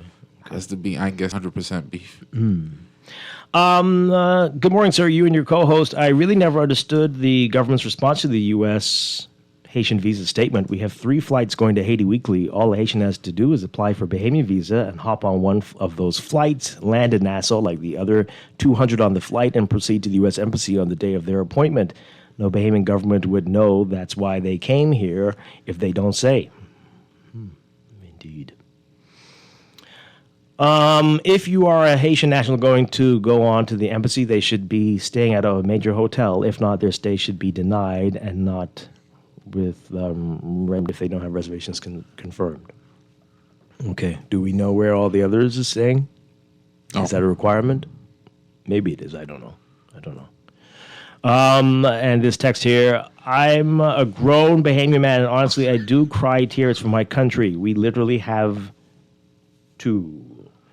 I am in the inner city, and I have no Bahamians around me. I only hear English in my house. Wow. Oh, boy. Okay, and this person says here, this is very long. If Bahamians don't have kids to populate generations, how will we save our country? You have to have kids to pass generations. We don't have an immigration problem. We have a management problem. As we Bahamians have to learn, no country was built by its citizens alone. You need other nationalities to help to build the country. Yeah, not all the way through. Okay, there's a lot. We won't be able to get all of these. I'm just as confused about why the U.S. didn't utilize the embassy in the Dominican Republic instead of the Bahamas. We did ask about that. They said, well, hey, I don't know if they are. I don't see them on the list of countries that have flights between. And we know yeah, because you could just walk over the border there, though. But that would have been easier. So no, they don't want that. But I believe they're not on the list. This is one of very few countries that's still flying into Haiti. You don't have to take a flight, though. Just specify that for the record, for the DR. So that would have been easier. Yeah. All right, we'll take one call and we got to go to the break. Good morning, caller. You're on the air. Morning, Dwight. Hi, good morning. Yeah. Hi, good morning. Yeah, we had this thing again, Dwight, and the Bahamas government have to eat their words, because their reaction, or knee-jerk reaction, they're not going to facilitate this request or demand, whatever it is, made by the United States of America. And they're going to have to go back and retract that because, like I said, we don't know. We asked them simple questions, how many flights are coming directly in from Haiti? We don't know this. You can't get a straight-up answer from our government officials. Did we relax our visa policy to accommodate these large numbers of flights? The answer, the obvious answer that one can conclude is that we did. We did relax it. We made it more easier when other countries are making the requirements more stringent and they're scrutinizing it for national security reasons. But we're not paying attention. we're doing what we want to do. We're having these unabated flights. Then we're going to tell the United States of America, while these people are coming here for vacation, frolicking, partying, and we're going to tell them they can't facilitate. I listened to the charge d'affaires on your show. She said this is the old policy. Consular chief, not the charge. But the bottom line is, she said that it's an old policy. This isn't new. They've always been coming here to facilitate these people for visas purposes. So I don't know why the Bahamas government is responding the way they're responding. Now we need to scrutinize and do a better job on us giving out visas. Like Candy, I listened to her and she talked about all the different layers. The national visa requirement. They have all kind of requirements, all kind of different agencies to make certain that they have a clear understanding as to who they're issuing these visas for. But we're doing the reverse. Yeah. We're doing the reverse. Quite curious. Thank you so much. Appreciate it. Wow. All right, wanted to get to Herschel Walker. We'll see if we have time later, but we're going to take a break. Great. NFL great, Herschel Walker. Can you go back to that? This is Morning Blend on Guardian Radio 96.9. Stay with us.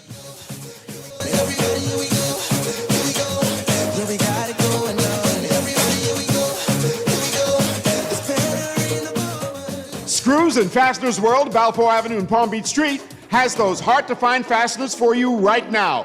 You can find stainless steel regular hex, carriage bolts, galvanized bolts, threaded rods, nails, self-tap screws, sex bolts, anchor bolts, turnbuckles, masonry tools, hand tools, and weed whacker strings. Check out the rope selection and car body fasteners, too. Special orders are welcome. It's your #1 fastener store. Screws and Fasteners World, Balfour Avenue and Palm Beach Streets. Call 326-1976. In uncertain times, resilience is everything. That's why CFAL is inviting you to the Financial Services Event of the Year, the 2025 CFAL Pension and Economic Conference. It all happens Thursday, October 16th at 8 a.m. at the Grand Hyatt Baha Mar Convention Center. Under the theme Resilience in the Face of Global Uncertainty, this half-day conference is your chance to gain power shifting global economy. This is the premier networking and knowledge-sharing event of the year, and you cannot afford to miss it. So secure your spot today at www.cfal.com. Maybe it's time to explore your options. There's no harm in reviewing your mortgage arrangement and considering a better deal. CIBC Caribbean can help you narrow your search and decide. Switch your mortgage to CIBC Caribbean and enjoy a special interest rate and help towards your switching cost. Visit CIBCFCIB.com/inspired home for more information. Conditions apply.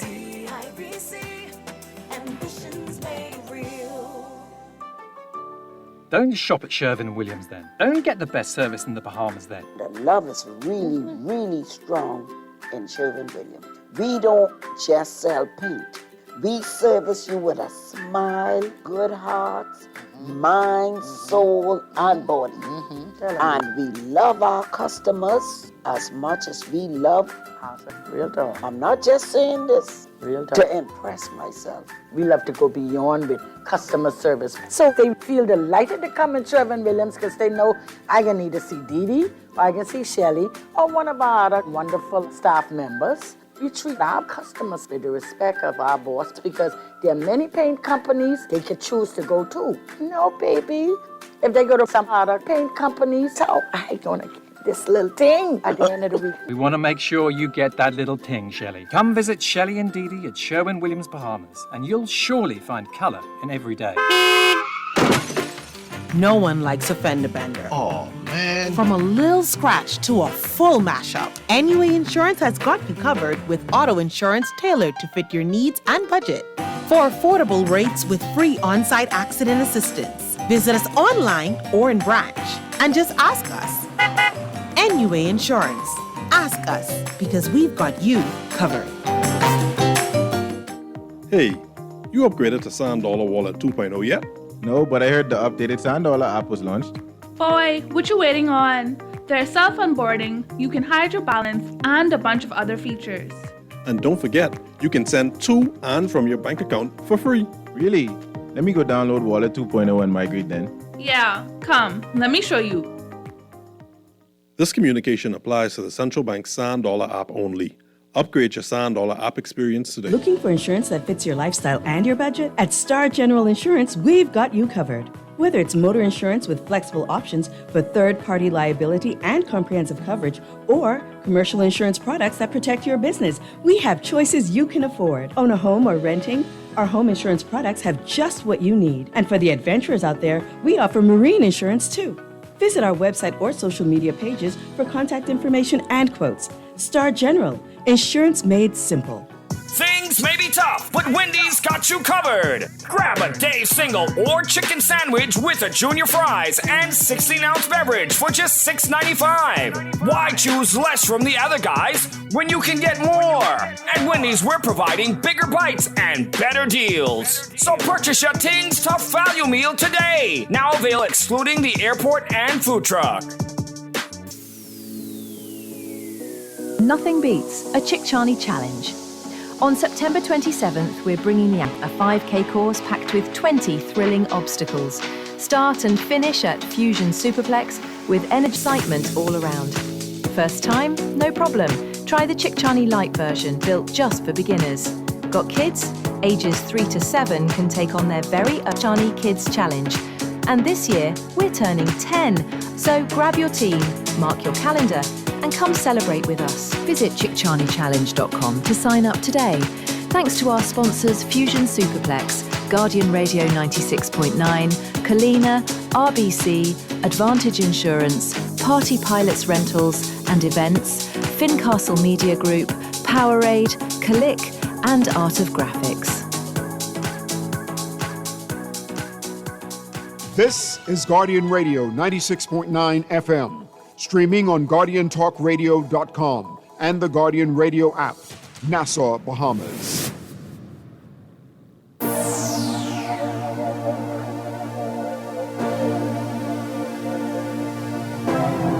From we pull up on the road, the party dance, start my waistline, the girls them carrying on bad. The bumper them delegated, people misbehaving, junk and move around the town. We don't play.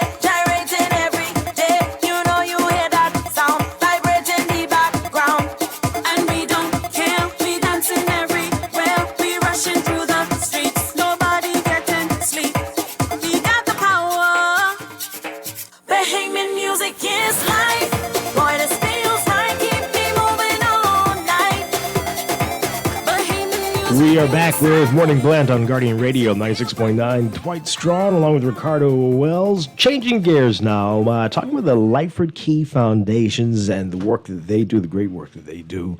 We've had them on many times before, but you'd be surprised how people are not aware of what's going on. So that's why we're very happy to have back with us Executive Director, Dr. Nicola Virgil-Roll. And we have Wentist King, who is in the Peter Galandras Scholar. He is a Peter Galandras Scholar and in the King's Foundation program. Great to have you both with us. Good morning, Dwight. Good morning, Ricardo. Good morning, Bahamas. Good morning. All right. So, Lyford Key Foundations. Yes. Who are the Lyford Key Foundations, and how long have you been around? We've been around for 56 years or so. We started as the American Friends of the Bahamas, became quickly the Lyford Key Foundation. We have two organizations that work together. There's the American side, which is Lyford Key Foundation, Inc., and the Canadian Lyford Key Foundation working together, all about education in the Bahamas and increasing access to education in the Bahamas. So hence the foundations. Foundations, Okay, yes. I've always wondered about that. Why is it plural? Okay, great. Yes. Mm-hmm. And so, we started off as a grants-making organization, but as I said, we found our feet really with educational access. And so sending students off to school, tertiary level education abroad. I was one of those scholars in 1993. And we've done many others. Thousands of other students have gone on. And also local education as well in terms of scholarship opportunities, funding through the University of the Bahamas. Mm-hmm. And so it's a wonderful organization. We still provide grants. We still do programs. Our Focus, LEAP, and of course our scholarships. And we're happy to be here today to talk with, just give an update to the nation on the latest scholarship program that we began, the Peter George Galandris Technical and Heritage Scholarship, where we had 8 students leave on 10th of July to go off to the UK. And they had wonderful experiences so far. They've been to Dumfries House in Scotland, where they've done a number of courses there, and Wentis is on to explain the work that they've been doing. Then they moved down to Highgrove in Gloucestershire, and now they're in Cirencester in Gloucestershire and doing more work and training there. So, it's been a wonderful program. I'm amazed every day. They send me videos and pictures of what they're doing and learning, and it's a jam-packed, I'm sure they're pretty tired, but it's a jam-packed program. Wow. All right, so before we get to Wentis, can you say how many people have received scholarships, and then do we have a number in terms of the funding? We have, this year alone, we've done a lot. We've done about 48 scholarships this year, new scholarships, and we support in total, including continuing students. We have, over the years, estimated that there's about 1,400 students received scholarships to go abroad. Amazing. And, just about that as well, we've, funded for students to attend the University of the Bahamas. That is fantastic. That's fantastic. All right, and before we get to Wentis again, what people need to do to find out more about the programs and how to apply for scholarships? Yeah, so our scholarship portal opens February 1st of every year, and you will go on to www.lifeakeyfoundations.org. And there you'll see a red button that says apply. You go on, set up a profile. All of our scholarship information and application is done online. It's all in the portal. So you upload everything.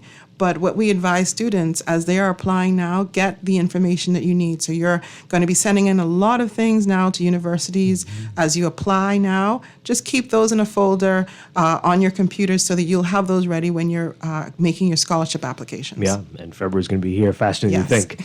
Wow, okay. All right, so Wentis, again, remind folks about you and what made you interested in this. My name is Strachan. Like I was saying back in June or July, I think it was July, I'm a stone worker. So I do stone masonry and I fit countertops as a profession. I enlisted into this course because I wanted to expand all of my skills that I gained throughout the years. And it's definitely been a good opportunity thus far. I've been doing multiple trades such as stone masonry, stained glass work, and decorative plaster work thus far. Yeah. How has it been? What's the experience been like for you? Oh, it's breathtaking, honestly. Seeing the castles that they have over in the UK is very astonishing. The decorative plasterworks in the mid-17th century styles that they've been doing, it's really taken my breath away, honestly. Yeah, well, I can imagine. What's been some of the highlights other than seeing those castles? Highlights, I would say it'll have to be the tutors that we've encountered. They're very, very knowledgeable on the various skills, and they show us various tricks and skills that we could incorporate into the Bahamas. And lime cycle, stone masonry is my absolute favorite trade thus far. Learning anything new that you can incorporate into what you do when you come back home? Yes, so they was teaching us about the lime cycle, actually, in stone masonry, and they was telling us how the shells of the conch is very rich in lime substance, so we could actually use them to create quicklime. I did not know that. It's amazing. So how beneficial is that knowledge? Explain to us. Very much so. They taught us some sculpting from traditional lime stones. So we've been doing a lot of what they call that, block masonry. Yeah. Banking masonry, actually. Sorry. Okay, so we've been doing returns, we've been doing overflows, things that you see in window sills. Yeah. Wow. We've also been doing some furniture making at the School of Traditional Arts, Highgrove. That is great So stuff. we've made some doors, we've made some windows, we've done some marquetry, which is applying veneer to plywood or any form of wood and doing a design out of it. Wow. So how much longer do you have there now? So we have about like 2.5 more months. Okay. And then we'll be back. That is excellent. That's excellent. I know people want to know how's the weather and the food. Horticulture. The weather has actually been good to us, believe it or not. We've had a few highs and lows with rain, but it wasn't as bad as people made it seem. And we're getting into more of the colder season, so the temperature is dropping now. Yeah. That is But it's not fantastic. unbearable. That is beautiful. All right. So, Dr. Nicola Virgil Roll, if folks want to do what Wentist is doing, is there going to be another opportunity for this? There will be. So we have the going forward. So this was a special cycle to start this, and so it was really quick. These guys got it together in a matter of a month. So from the time that they were selected to getting on a plane. And so going forward now, we're going to be able to have it a little bit more paced in February, as we do with all of our scholarships who are interested in this. As we mentioned before, this is an endowed scholarship, so we have places forever. And so this is something, a wonderful partnership that we have, and it's really just about exposing Bahamians to the traditional arts. When you see the work that these students are doing, and they, as I said, they send me pictures daily, and so you see the fine furniture making that they're doing, where everything is perfectly smooth, and I think they don't use nails or anything. They are learning about roof trusses, all the different types, and one of the students carved Bahamas 242 in one of them. It made us all so proud. Wow. In their stained glass making, you see elements of Bahamian culture that they're putting into it.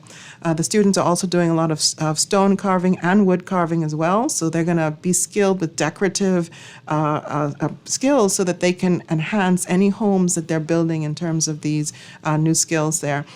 They also made plasters of themselves, so they did some I guess you would call it busts, and so they had some sculpting as well. So their inner artists came out, and so it was wonderful to see all of the work that they're doing. And every day it's a new adventure for them. They've done stone walls. So if you think about all of those stone walls in Nassau and the East in particular, they've learned how to do and prepare those and make those properly. And so all of those heritage crafts they're really learning. They've done the roof, what do you call it, wooden roof tiles, the wooden roof, shingles. They've learned to actually make them from wood and then put them on a roof. And so it's been an amazing experience we've seen. Wow. Wentist, are you going to be able to bring that bust home, or is that something you can transport? As much as we could. Okay, great stuff. Are there any other scholarships that people might find surprising that you could get a scholarship for that you offer with Life for Key Foundation? Well, we have been doing technical scholarships, and we encourage more people to apply. We don't have a lot of students who apply to the technical scholarships, but every year we offer. Why do you think that is? I think people don't realize that you can actually go off and learn particular technical skills, potentially things that they may not have here, or things you want to explore in a different way. And so, you'll have people who want to do some intense welding skills. Technical skills are also relate to some of the medical as well. And so, we really encourage students to think about, if they have a desire to study technical skills, to also think about us. With the success of the Peter Galandra Scholarship as well, we've realized as a foundation, we want to do more in technical studies. And so, we've been thinking about how to support more students at BTVI. And so we're having discussions there as well, because we know that, BTVI is a wonderful institution doing amazing work. And so, the fashion school, the school with those learning to be a barber, all of those types of skills are employable skills, HVAC, plumbing, all of those things. And so, we want to see how we can support students also doing those types of skills locally. Yeah. Wow. Any other advice you'd give to, I know you're telling folks to keep all their stuff together when they're applying, but September, this is the time to really start thinking about next year. Yes. It might be late if you're to be thinking about next year, but any other advice you'd give to folks who are hoping to get a scholarship? I mentioned we have two organizations. So there's the Life for Key Foundations and the Canadian Life for Key Foundations. And we encourage students to look at schools broadly. And so, also remember the lots of schools in Canada to consider as well. And as well as obviously schools in the United States, we've done scholarships for University of the West Indies, and so think broadly in terms of where you're looking for schools, and that can impact costs because our scholarships are partial scholarships, and so you're still required to have funding for the other part of it, and our scholarships average between 15 and 20,000, some are more. We have, scholarships in the Harry C. Moore Scholarship, which was an interesting one dealing with the arts. And we have a very, very selective panel who go through and look at those applicants. So, if you're interested, we had one doing wind conducting. And these are very interesting topics that you can find scholarships for. Follow your passion for sure. Yeah. Yeah. And again, let people know about where they can learn more about Life for Key Foundations and all the scholarships that you offer. So everything is on our website, www.lifeforkeyfoundations.org. Please go and explore our scholarships. You can also call into the office, 362-4910, and you can speak to our scholarships director of programs and our programming staff as well, who can direct you through the website. We are there for Bahamian students. We have, and we start before that. We have our focus program as well, where we work with 250 young Bahamian students from 8 public schools, and we work with them for 8 years, taking them from 4th grade to 12th grade. Oh, wow. There's a wonderful summer program there. and I know focus stands for? Forward and onward to college, upward to success. Wow. And From so 4th grade. From 4th grade, and we actually work from younger children from 1st grade. We have a program called LEAP, learning. And do they all end up going to college? About 70%. Okay. And we're seeing more recently lower percentages. We're seeing students also having to make the decision to leave to work. And so we're looking at ways to capture that by seeing how we can offer work options as well so that students can stay in the program. But those who stay have done remarkably well. And we also want to encourage them to learn skills. And so last year was the first time we partnered with BTVI to take our older students to BTVI to learn practical job skills. And so you had them in carpentry, learning barbery, nail tech. And so they got all of these other experiences that they can also earn income on the side from. Yeah. That's very, very, very exciting. We're running out of time, but I want to ask you this. Yeah, he knows. Oh, boy. We're hearing a lot of it now. People talking about learning a trade, learning a skill, vocational studies. Is that impacting? Is that one of the reasons why we're not seeing as many people say they're going to a traditional 4-year college? Is that playing a role in this? Well, we still see a high number of students doing academic skills. So, there's still a strong interest in academics.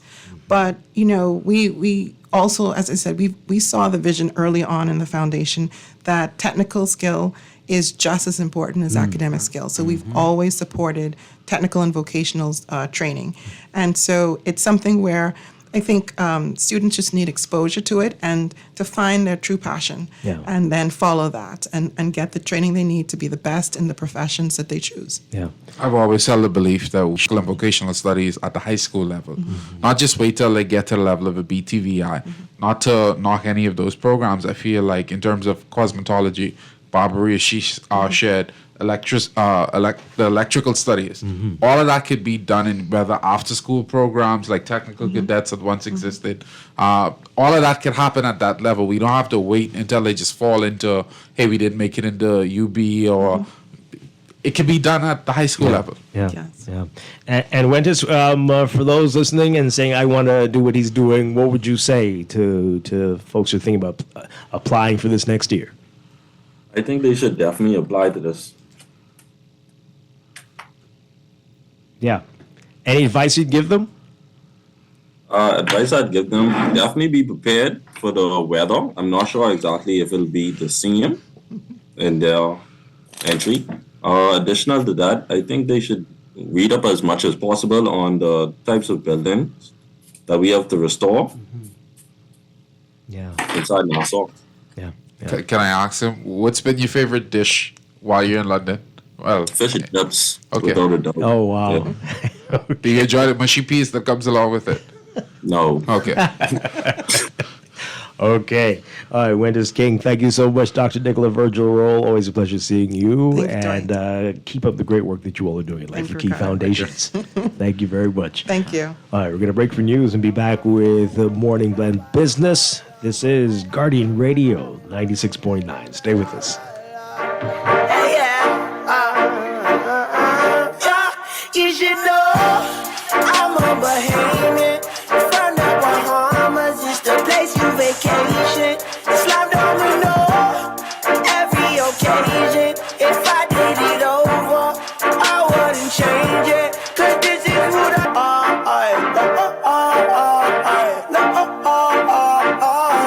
oh, that's what I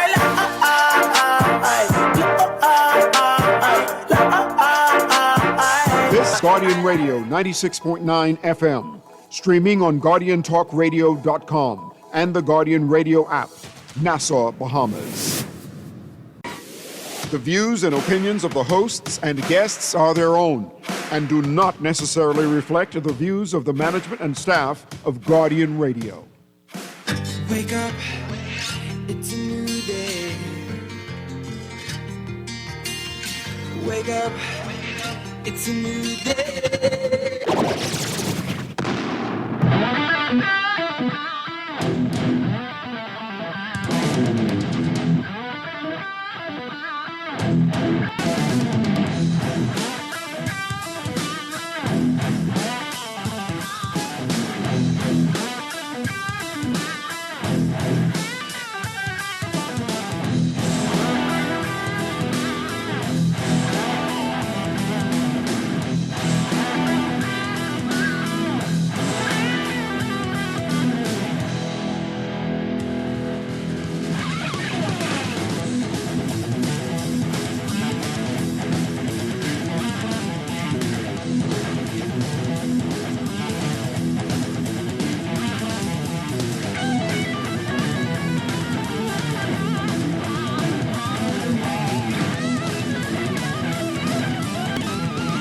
Good morning and welcome to Morning Blend Business on this Friday, September 12th, 2025. Welcome back to our Morning Blend listeners. Once again, I'm Dwight Strachan along with Ricardo Wells on this Friday morning. And it is time for our monthly Safe and Sound series with Gamal Nuri with Preventative Measures. Good morning, sir. Great to have you with us as always.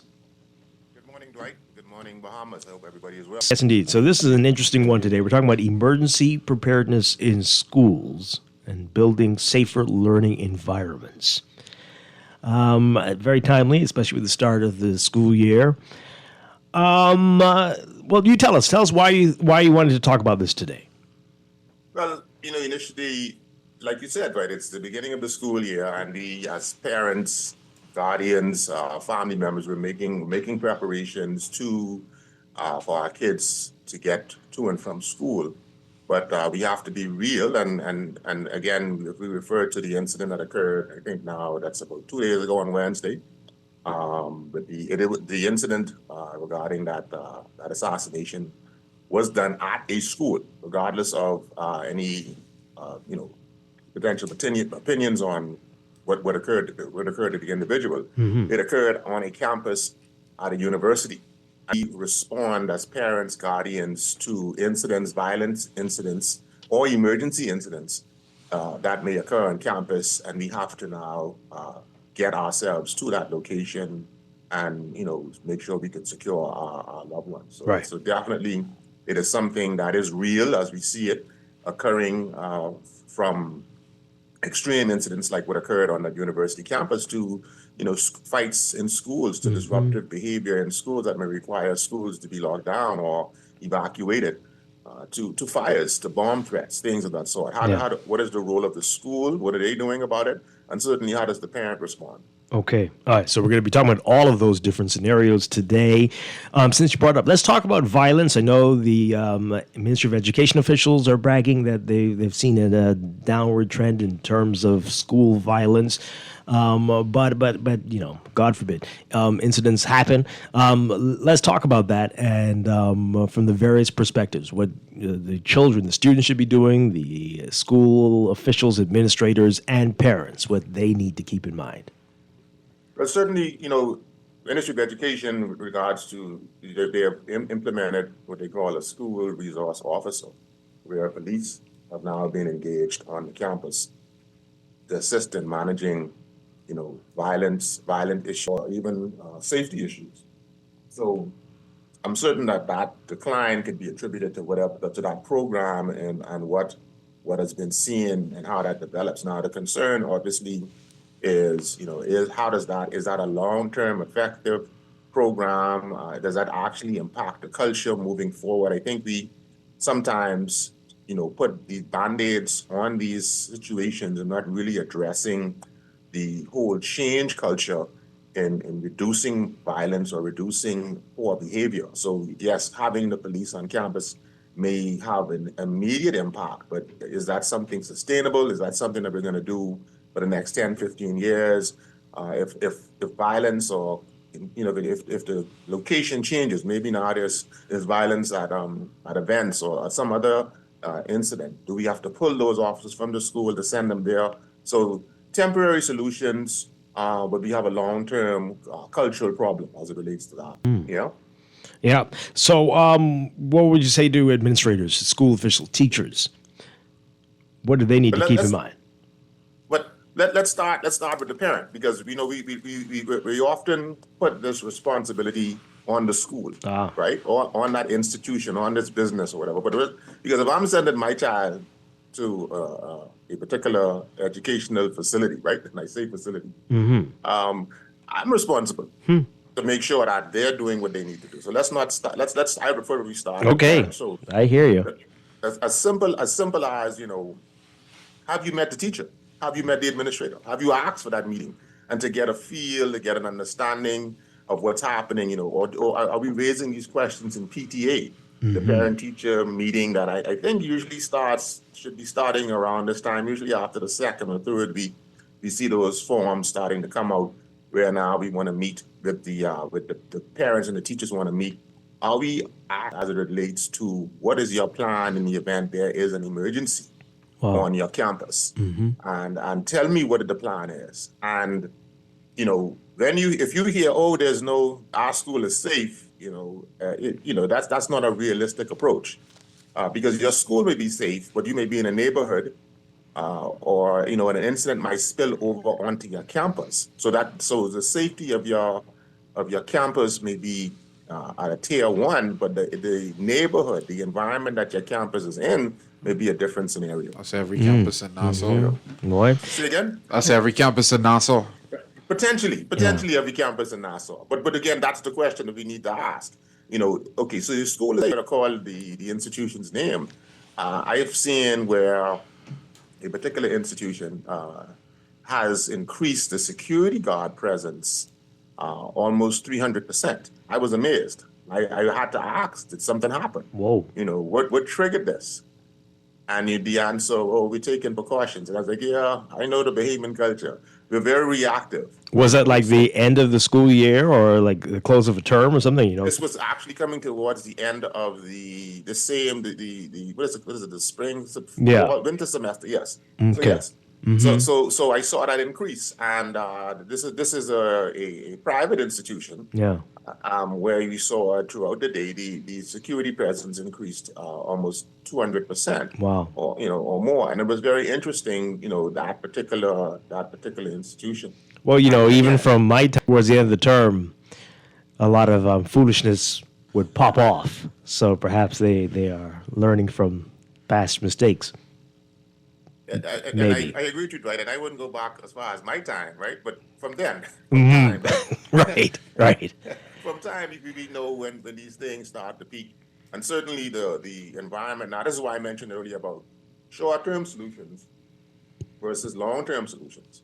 Because I've seen, again, and we've seen it across where violence has increased. Well, this goes back to what you're saying about the parents, right? So, but also how many people are talking to their kids that, hey, you definitely aren't taking that to school, or I'm going to search your bags to see if you've taken a knife, or you aren't planning on getting revenge on that person, right?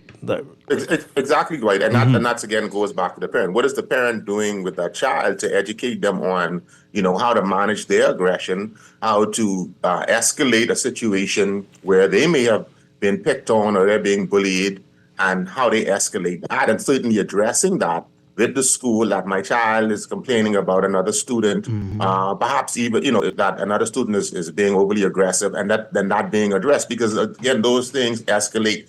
It may be a push now or a name calling at this point, but after a semester, 2 semesters of that, the child may reach a breaking point if it's not addressed properly. So again, what is the role of the parent in making sure that they manage the potential for a violent incident and a safety incident into the school, and how that works out?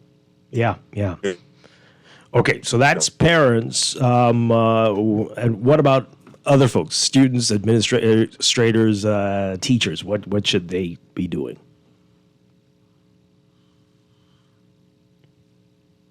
Did we lose Gamal? Might have lost connection with him there. Yep. So let's take a break.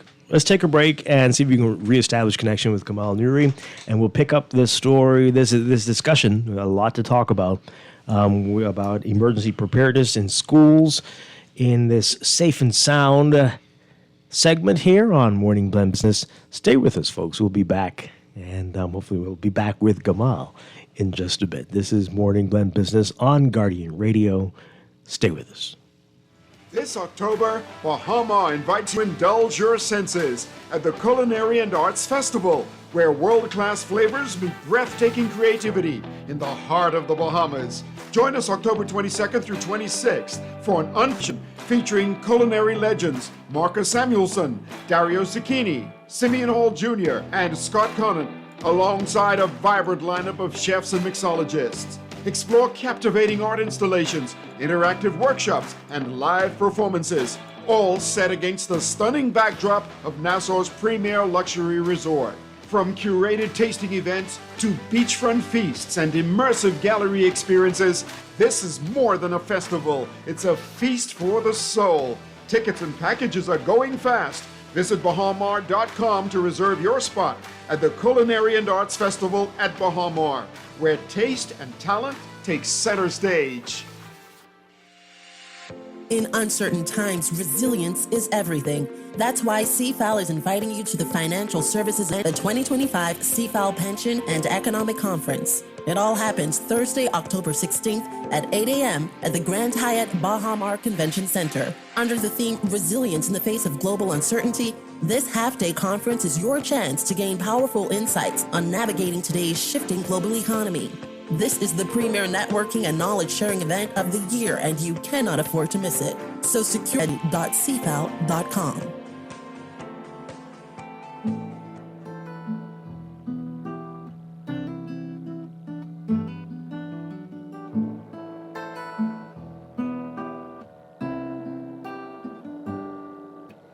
I remember tears streaming down your face when I said I'll never let you go. When all those shadows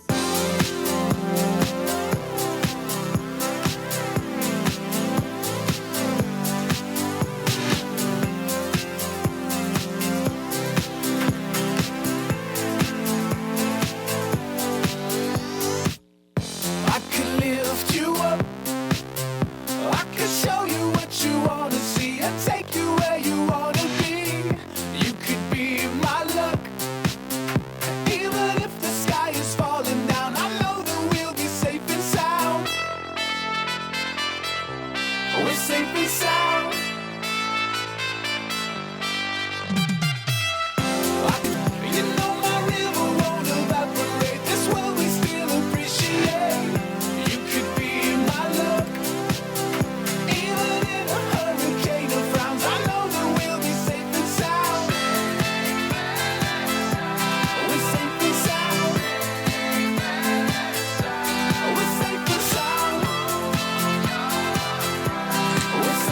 We are back with Morning Blend Business on Guardian Radio 96.9. Dwight Toronto with Ricardo Wells. I think we've got Gamal Nuri back with us from Preventative Measures. Yes?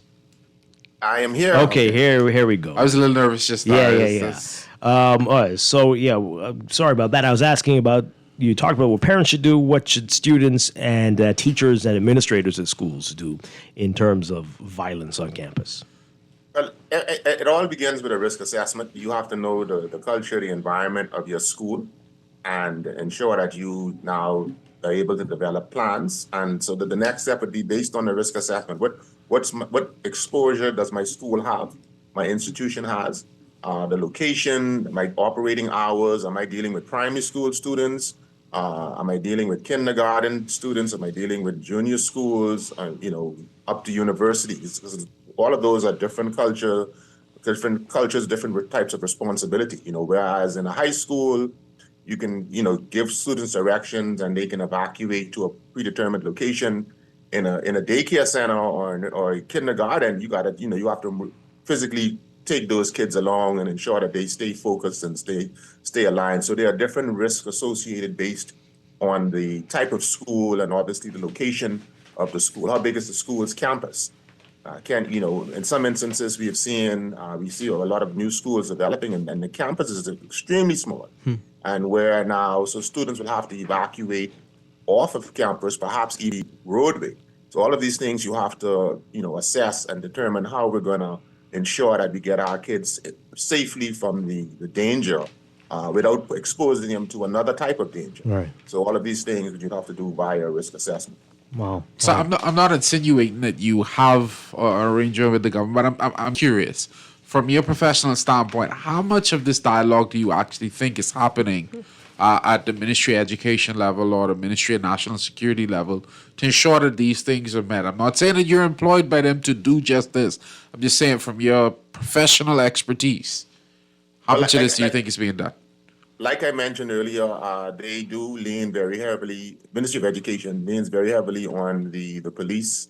They do have the School Resource Officer program, which I think is led by Assistant Commissioner Charles Wilhanna at this point. Now, the details of what they're discussing and they're planning, I cannot speak to that.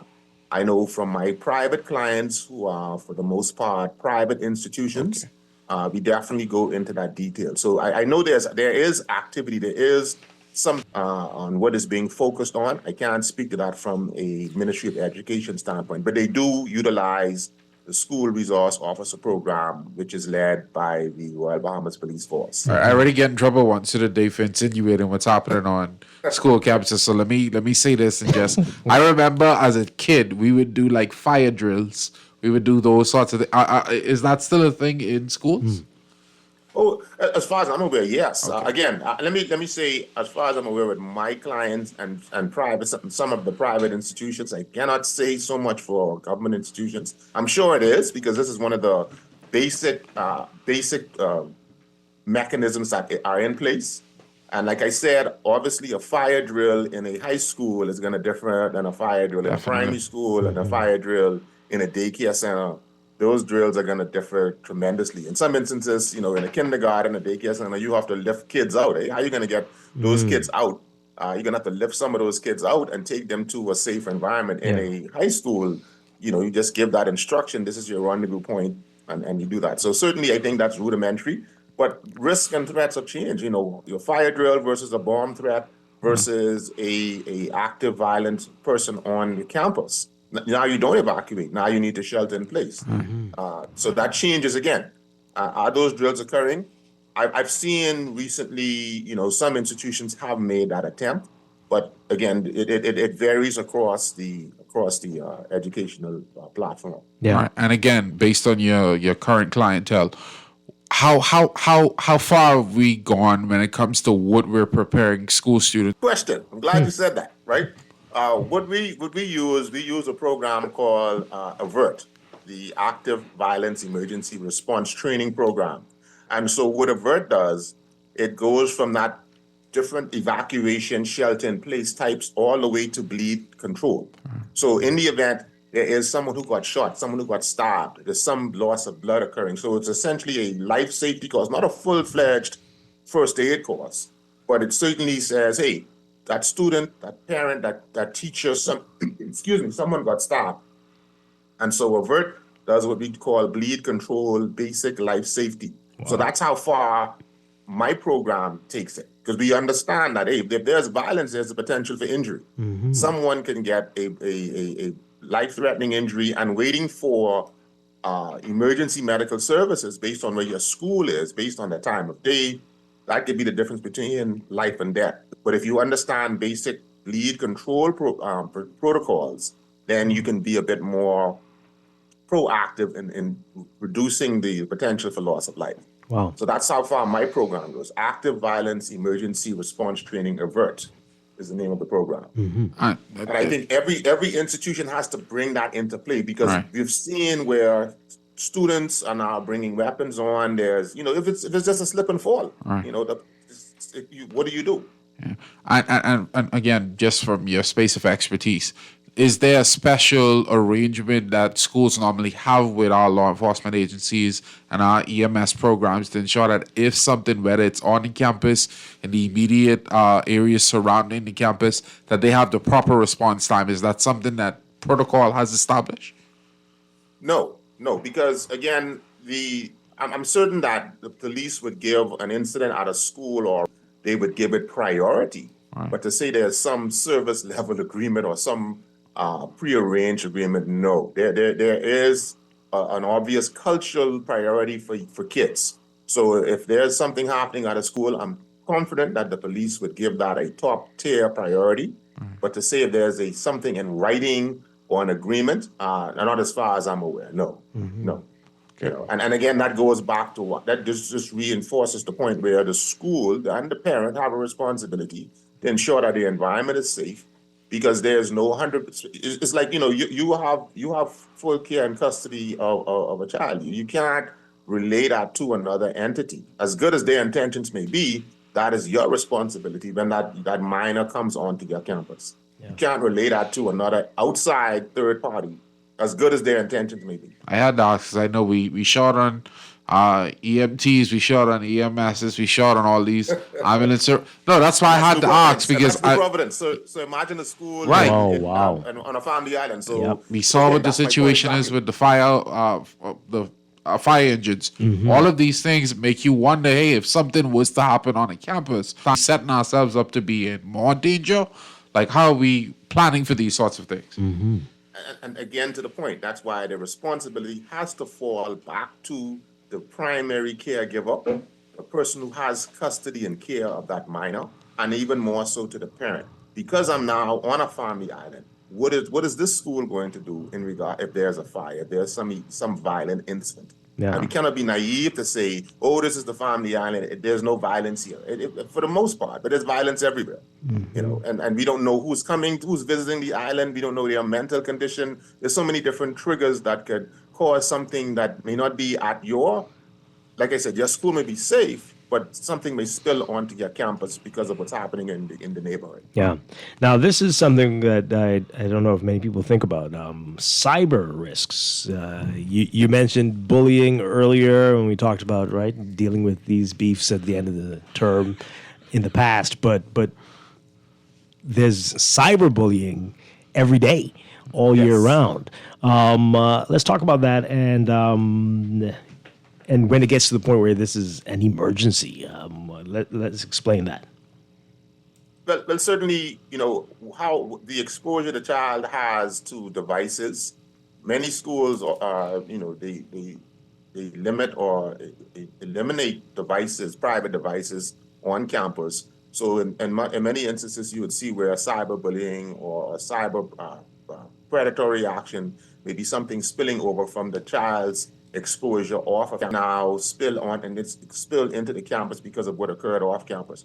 And again, this goes back to the parent's role in ensuring that the type of websites, the type of platforms that the child has exposure to, putting certain limitations on what they're watching, having access to those pages, those various pages or platforms, and knowing the password so you can review and monitor. And also giving the child an avenue to say, if there is something that you're seeing happening, if you're being preyed upon, not just from a bullying perspective, but from predators, who may be engaging kids in conversations that are not, age appropriate, parents have to be more active in this particular process. Like I said, the incidence of cyberbullying, I think there's a limited risk on the campus as schools have put in prohibitions on personal devices. Certainly, they have control of the internet. They can now monitor that a bit better versus the exposure the child may get sitting at home on TikTok or on some other social media platform. Yeah. Now, we've seen this often, especially in other parts of the world. In the U.S., authorities have become alerted to potential problems based on social media, something a child posts. Should schools be monitoring? How do you do that? Monitoring everybody's social media? What do you do? And what do you do if you are made aware that somebody has posted something unusual? Well, I know not, and I can't speak to schools in the Bahamas, and this is specifically boarding schools in the U.S., in Europe, Canada, where they definitely monitor the social media platforms of the child that is staying on that campus, because they have to be a bit more proactive and a bit more intrusive, because the child is actually staying with them 24/7. In absence of that, the school again has very limited access, but the parent. We talk about school violence, school safety. It's your child. You're sending your child to an environment. You need to be very active in that child's life. And certainly, when back in the day, we used to go outside and shoot marbles, or play outside. Kids are spending a lot of their time on social media, and they're being entertained. They're having conversations with known persons and unknown persons. So parents have to be more active in that particular platform. That's why I said earlier, you should have that password. You should be able to get onto that social media platform if it's a minor at any time. At any time, with or without them. So you can monitor and check to see that they're functioning in a safe environment. Just like you're sitting outside looking to see the kids play in the yard, so to speak, you're keeping an eye on them to make sure they're playing in a safe environment. Even more so, you need to monitor that social media or that cyber playground to see that they're playing in a safe environment. You set up a fake account to be their friend to see if they do anything crazy, or and what do you do if they are setting up a fake account, a secret account that you don't know about? Both, and I say that as from experience. One of my criteria for my daughter was I will be your friend. It is what it is, and certainly I had access to her platform, but I also ensured that I was a part of that environment, and I'm looking in. I mean, that's just the reality. That's the reality of it. Now, if you're finding that your child is setting up a fake ID and you're not aware of it, then I think the problem is a bit bigger than just them wanting to have a fake ID. There may be some other mischievous intentions. So that calls for a sit-down conversation as to why, what are you doing? You have to be active in the child's life. There's no one who can take that seat other than the parent or guardian. When I say parent, I'm causing a parent, a guardian, a loved one. If that person is playing that role as primary caregiver, then they have to be intrusive. If you're dealing with a minor, they have to be intrusive. You have to. Is it too extreme? I just was about to say we're in 2025 now. Well, exactly. Is it too extreme to ban it, block it, use technology to block certain sites? If it comes to that, then by all means, yes. By all means, yes. Yeah. Like I said, 30, 40 years ago when Dwight was around, right? His parents, we knew all the kids in the neighborhood. We knew the kids that were coming by, or you were going over to a friend's house. We knew those. It's changing now, because that friend now could be somebody in Ukraine. That could be somebody in South Africa, somebody in Toronto that they're socializing with, and that person could be an adult. It could be 60 years old. Exactly. Yep. Exactly. My so goodness. you need to be intrusive. You have to be. Yeah. In 2025. Absolutely. We're talking with Gamal Nuri with Preventative Measures. We're talking about emergency preparedness in schools and building safer learning environments. We've got some calls coming in. You can call us as well. 323-6232. 325-4316. 325-4259. Toll free 242-300-5720. Tweet us, Facebook us, text us 422-4796. Caller, good morning. You're on the air. Good morning, Dwight, and your guests. How you doing? Doing well. Yeah, very important topic, right? I think the problem is these children nowadays too rude. If they will listen to parents, you think they can listen to teacher? And second comment I want to make, right? I find it somewhat funny, right? You realize 96.9 cannot be reached on government jobs? Somebody other radio stations that have to be reached? Well, apparently we're not the only one that can't. But you all, I find it funny. You all actually block. You can't reach 96.9 on government sites. Thank you very much. Appreciate it. Let's get Gamal to respond. So again, with the last part, so yeah, we heard this before. We checked into it. We're not the only ones. So I think you can mainly only get. Was that a reason provided to you? No. Oh, okay. Gotta look into that. Probably for Mr. Guri on the job. You have any theories, Gamal? I don't know. But if we were the only ones, we'd raise a protest. But we're not the only ones. It's a lot of the private radio stations are, but not everybody. What do you think of that, Gamal? The potential that the radio station is not being allowed, or the initial question? Both. You can take whichever order you wish. I think definitely if that's the case, then that's something that needs to be explored. Mhm. I don't know what role IRCA would play in that. Freedom of information, free access. I don't know. But again, the question too. Then we have to also look at is: are you at work? Are you using the institution, the organization's internet to get access? Then I can understand that, right? Because you could put restrictions into, because I need you to work. I didn't hire you to listen to the radio. Yeah, so I think it's firewall safety protocols. So we can't take it too personally. Right. So certainly those are some things that that can be addressed. As pertains to the caller said, these children today are too rude, right? And I when I hear that, I cringe, right? Because these are kids. And I'm not saying that there isn't a challenge, but we have to appreciate that these are our kids. We can't put the blame. They can't vote. They can't pay taxes. They don't pay taxes. They're in your household. And so if they're too rude, and you understand? They learned it from someone. Yeah. And I'm not saying that you don't have discipline issues. They exist. I'm not naive to that. But I can't say to the teacher, oh, my child is rude. The teacher look at me like, yeah, that's your child. You just said it. Your child is rude. What are you going to do about it? Oh, boy. And like I said, the school has a responsibility, but the parent has a responsibility. When that school engages, both of them need to have that relationship. The child, the school and the parent have to have that relationship, so the child knows that I'm going into an environment that is representing the parent, and so the same respect, the same courtesy, the same expectations that I would give to mom and dad or the guardian, I need to ensure that that's being done at the school. And the school needs to be able to reach out to the parent and say, hey, listen, little Johnny, little Susie, I hope there's no Johnny and Susies out there, but those folks need some assistance from a disciplinary standpoint. Wow. The challenge again is, if this is an ongoing thing, do we just put Johnny in a detention, or do we try to find some counseling, some other outlets for Johnny to curtail that rude behavior that we see in primary school? And I talked about this before. The rude behavior that we see in primary school, the no mannerism, as we would say in Bahamianese, right? That we see in primary school.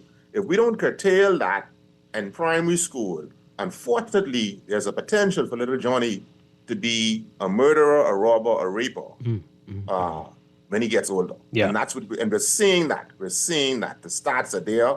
The data is there. When we're seeing 50 firearms and going into a neighborhood and shooting it up, 10 years ago, that was little Johnny, who was only 5 years old. Absolutely.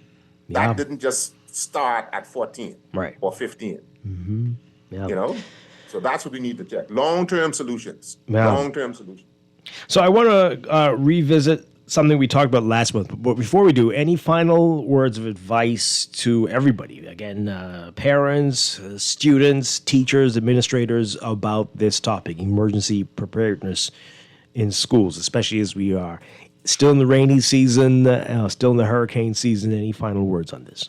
Yeah, every plan should have something that speaks to fire, medical emergencies, because we always, we think about emergencies and we go to violent incidents, but it could be a fire incident, there could be a medical incident, there could be some storm, some severe weather condition that quickly develops in the environment. Evacuation and reunification. How do we evacuate those kids? The different types of evacuation. Evacuate shelter in place. How do we notify the parent as to what is happening? Parents understanding that if there's an emergency at the school, everybody can't rush to the school. There needs to be an identified rendezvous point or pickup point that may be something off of campus because the campus is not accessible because of whatever is occurring or ongoing on the campus. And then the last thing definitely needs to speak to cyber and technology threats that are out there. So those 6-7 items are things that should be included in your plan. Yeah. Fire, medical, violence, disasters, evacuation, unification, and cyber. Right. Okay. So really quickly, our final couple minutes here. Just a couple months ago, we talked about it, to fake elections, combating digital misinformation, and it's like since we had that discussion, things have gone off the rails. From videos concocted to make it look like it's from a Miami news station, and I mean the number of people who said this thing. Over the past few days, saying that even the Americans are talking about this was about the Bahamas Air pilot thing, but that was a fake news report. And how do you get folks? Because they're getting better, the people who are the content creators, I guess, but there are always these telltale signs that this is something you should not believe. How do you get folks to be able to discern this and to tell that you're being played? Yeah, it's going to be very much a responsive type mechanism. You have to improve response, and I've seen that. I'll give credit to the Royal Bahamas Police Force. They are very I think proactive in controlling the narrative, and I think some people, and this is the old policeman mentality in many instances, where we keep a lot of information to ourselves. Certainly there needs to be a management of what is released, but you need to control the narrative immediately. When something's happening, you need to get on it and send out your version. Okay, now you can't stop persons from reading different versions, but you need to ensure that you control the narrative. And a case in point, there was an incident yesterday, and I think within a few hours, the police released a statement speaking to what occurred internal to the police, not even something that was public. In a public setting, it was internal to the police. It was on a police compound. There was a police-involved shooting, and the police were on the ball in regards to releasing a narrative. Now, where do you believe it or not? Right, I was going to say, because that story seems still a bit implausible. But yes, at least they didn't deny it or didn't hide from it. They did acknowledge that it happened. Exactly. And this is what modern businesses need to be a bit more proactive in controlling the narrative. We've seen it recently too. I think it was with Commonwealth Bank. They're having instances, shouldn't have said it, but they're out there controlling the narrative. So you have to control the narrative because someone is going to take it and they're going to spin it. They're going to spin that and it's going to come out the wrong way. And now you're playing catch up to the initial message. And, we usually run with the first iteration. Yeah. Unfortunately. We don't check the source. We don't check the credibility of the individual. We don't check the practicality of the message, but we run with it. So businesses need to control the narrative. And this is where crisis communication comes into play. Crisis communication back in the day was just specific to a major crisis, to some oil spill, a disaster. But now we have information crisis. Because we have so much access to information, you need as a business to be on top of that to ensure that you control the narrative as to what's occurring in your organization. Yeah. Now, there are mechanisms in place to help determine the fake news and the voice cloning technology that's out there. You have to teach a class. You have to teach a class to prepare people for it. We can go 50-50 on it. I could get a cut off the back end, but we got to teach a class. Oh, okay. We have to teach a class. Well, sounds like a plan. Oh boy. But I mean, are there any other things that the people, the consumers, I guess, that they can use to say, oh, I don't think this is real? See, again, technology is used to create the fake information, and technology can be used to determine if it is fake. And just by coincidence, Dwight, preventative measures has access to that type of technology to determine when information is fake, and also to provide the level, the source of where that is coming from. Mm-hmm. So we're using AI to determine if AI is fake or real, and that's just what it is. And there are obviously over-the-counter tools that you can go on to determine if this information is credible. And just do a Google search. I was going to say, sometimes just do a Google search. Just do a Google search. Yeah, do a Google search. Go to the also- website of the supposed source of this and see if you actually see that there on the site or on their social media. And often it's not there. And wait, I don't think this is a real story. Yep. Yeah. Yep. You have to go when you do those searches, those over the. You have to look at multiple sources because if it's only on one website, one platform, then something's off. Absolutely. You have to be looking at multiple sites, multiple sources to confirm or the credibility of the information. Yeah. And for the love of God, do that before you forward it to anybody else. No, it's right? too juicy, Dwight. It's too juicy. You got to be the first one out the gate. You gotta break the news, hey? Okay. You gotta be the first one out the gate. Wow. And that's again, we see this happening where persons are spitting out information, and if you listen to it, if you read it, it just doesn't make sense. But because it's so juicy in Bahamian ears, right? I have to be the first one out to put it in my group. Oh gosh. And then someone shoots it out to another group. And then it spreads like wildfire. I always bring this one up though, but the people sending out the videos, look what just happened on Robinson Road. But then everyone's driving on the right side of the street. The signs are all in Spanish. And it's just like, yeah, really? If you look close in the little corner, it can look close. Yeah? Okay, sure. And what I've seen too, before we go, Dwight, also what I've seen is on major news platforms, right? The Guardian, the Eyewitness News, the ZNS, right? I've seen where hackers have now started. They're monitoring and they're tapping into that Bahamian urge for juiciness, right? And they are putting in there. I saw one recently where an obvious hacker said, "I got a full recording of this incident." They were speaking to I think it was a recent shooting or some incident that occurred. And they put shooting.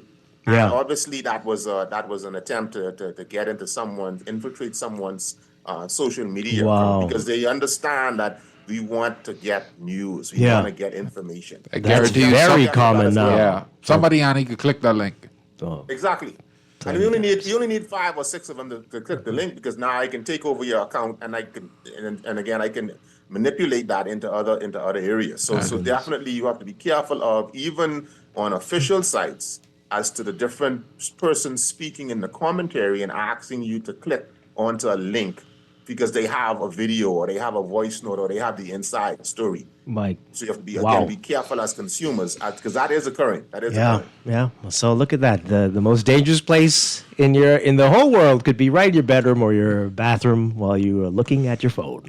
Exactly. Oh boy. Wow. All right. Well, Kamal Nuri, always a lot to think about. Thank you so much. Really appreciate you. Remind people how they can find you at Preventative Measures.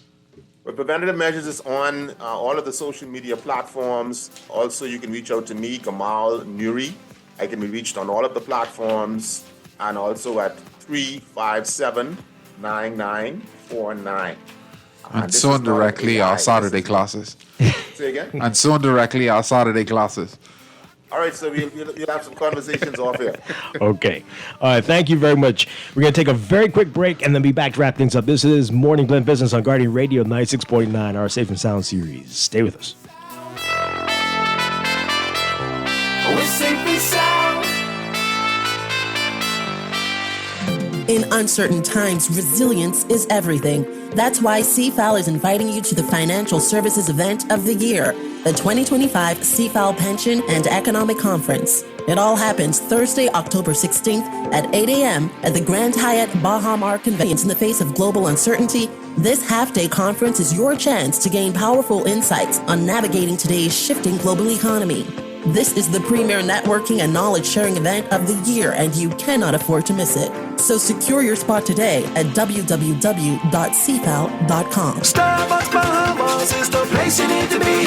Taste the pride of Bahamian craft and culture in premium coffee. We're committed to some convenience and we stand on consistency. We're more than just a coffee house. Come join our community. We've been here for 20 years. Set the celebration with us. Uplift the everyday with each cup. Coffee community craft and culture. We've been here for 20 years. Set the celebration with us. Starbucks Bahamas come to give you coffee community craft and culture.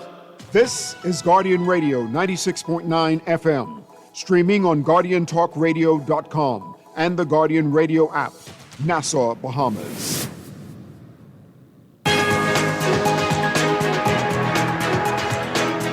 Folks, be sure to pick up the NASA Guardian today for the Guardian Business section. All the business news you need in there and more. This portion of the show brought to you by CFAL, growing wealth for future generations.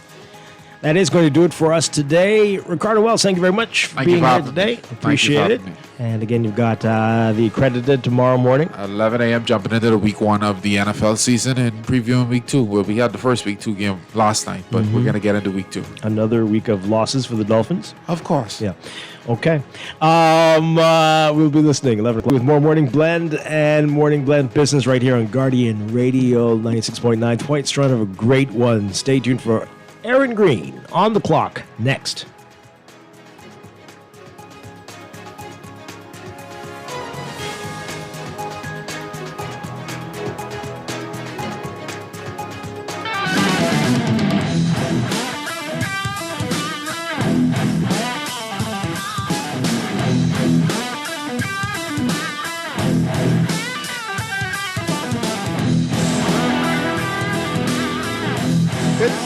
Guardian Radio, your station for up-to-the-minute news and intelligent, interactive, and engaging conversations.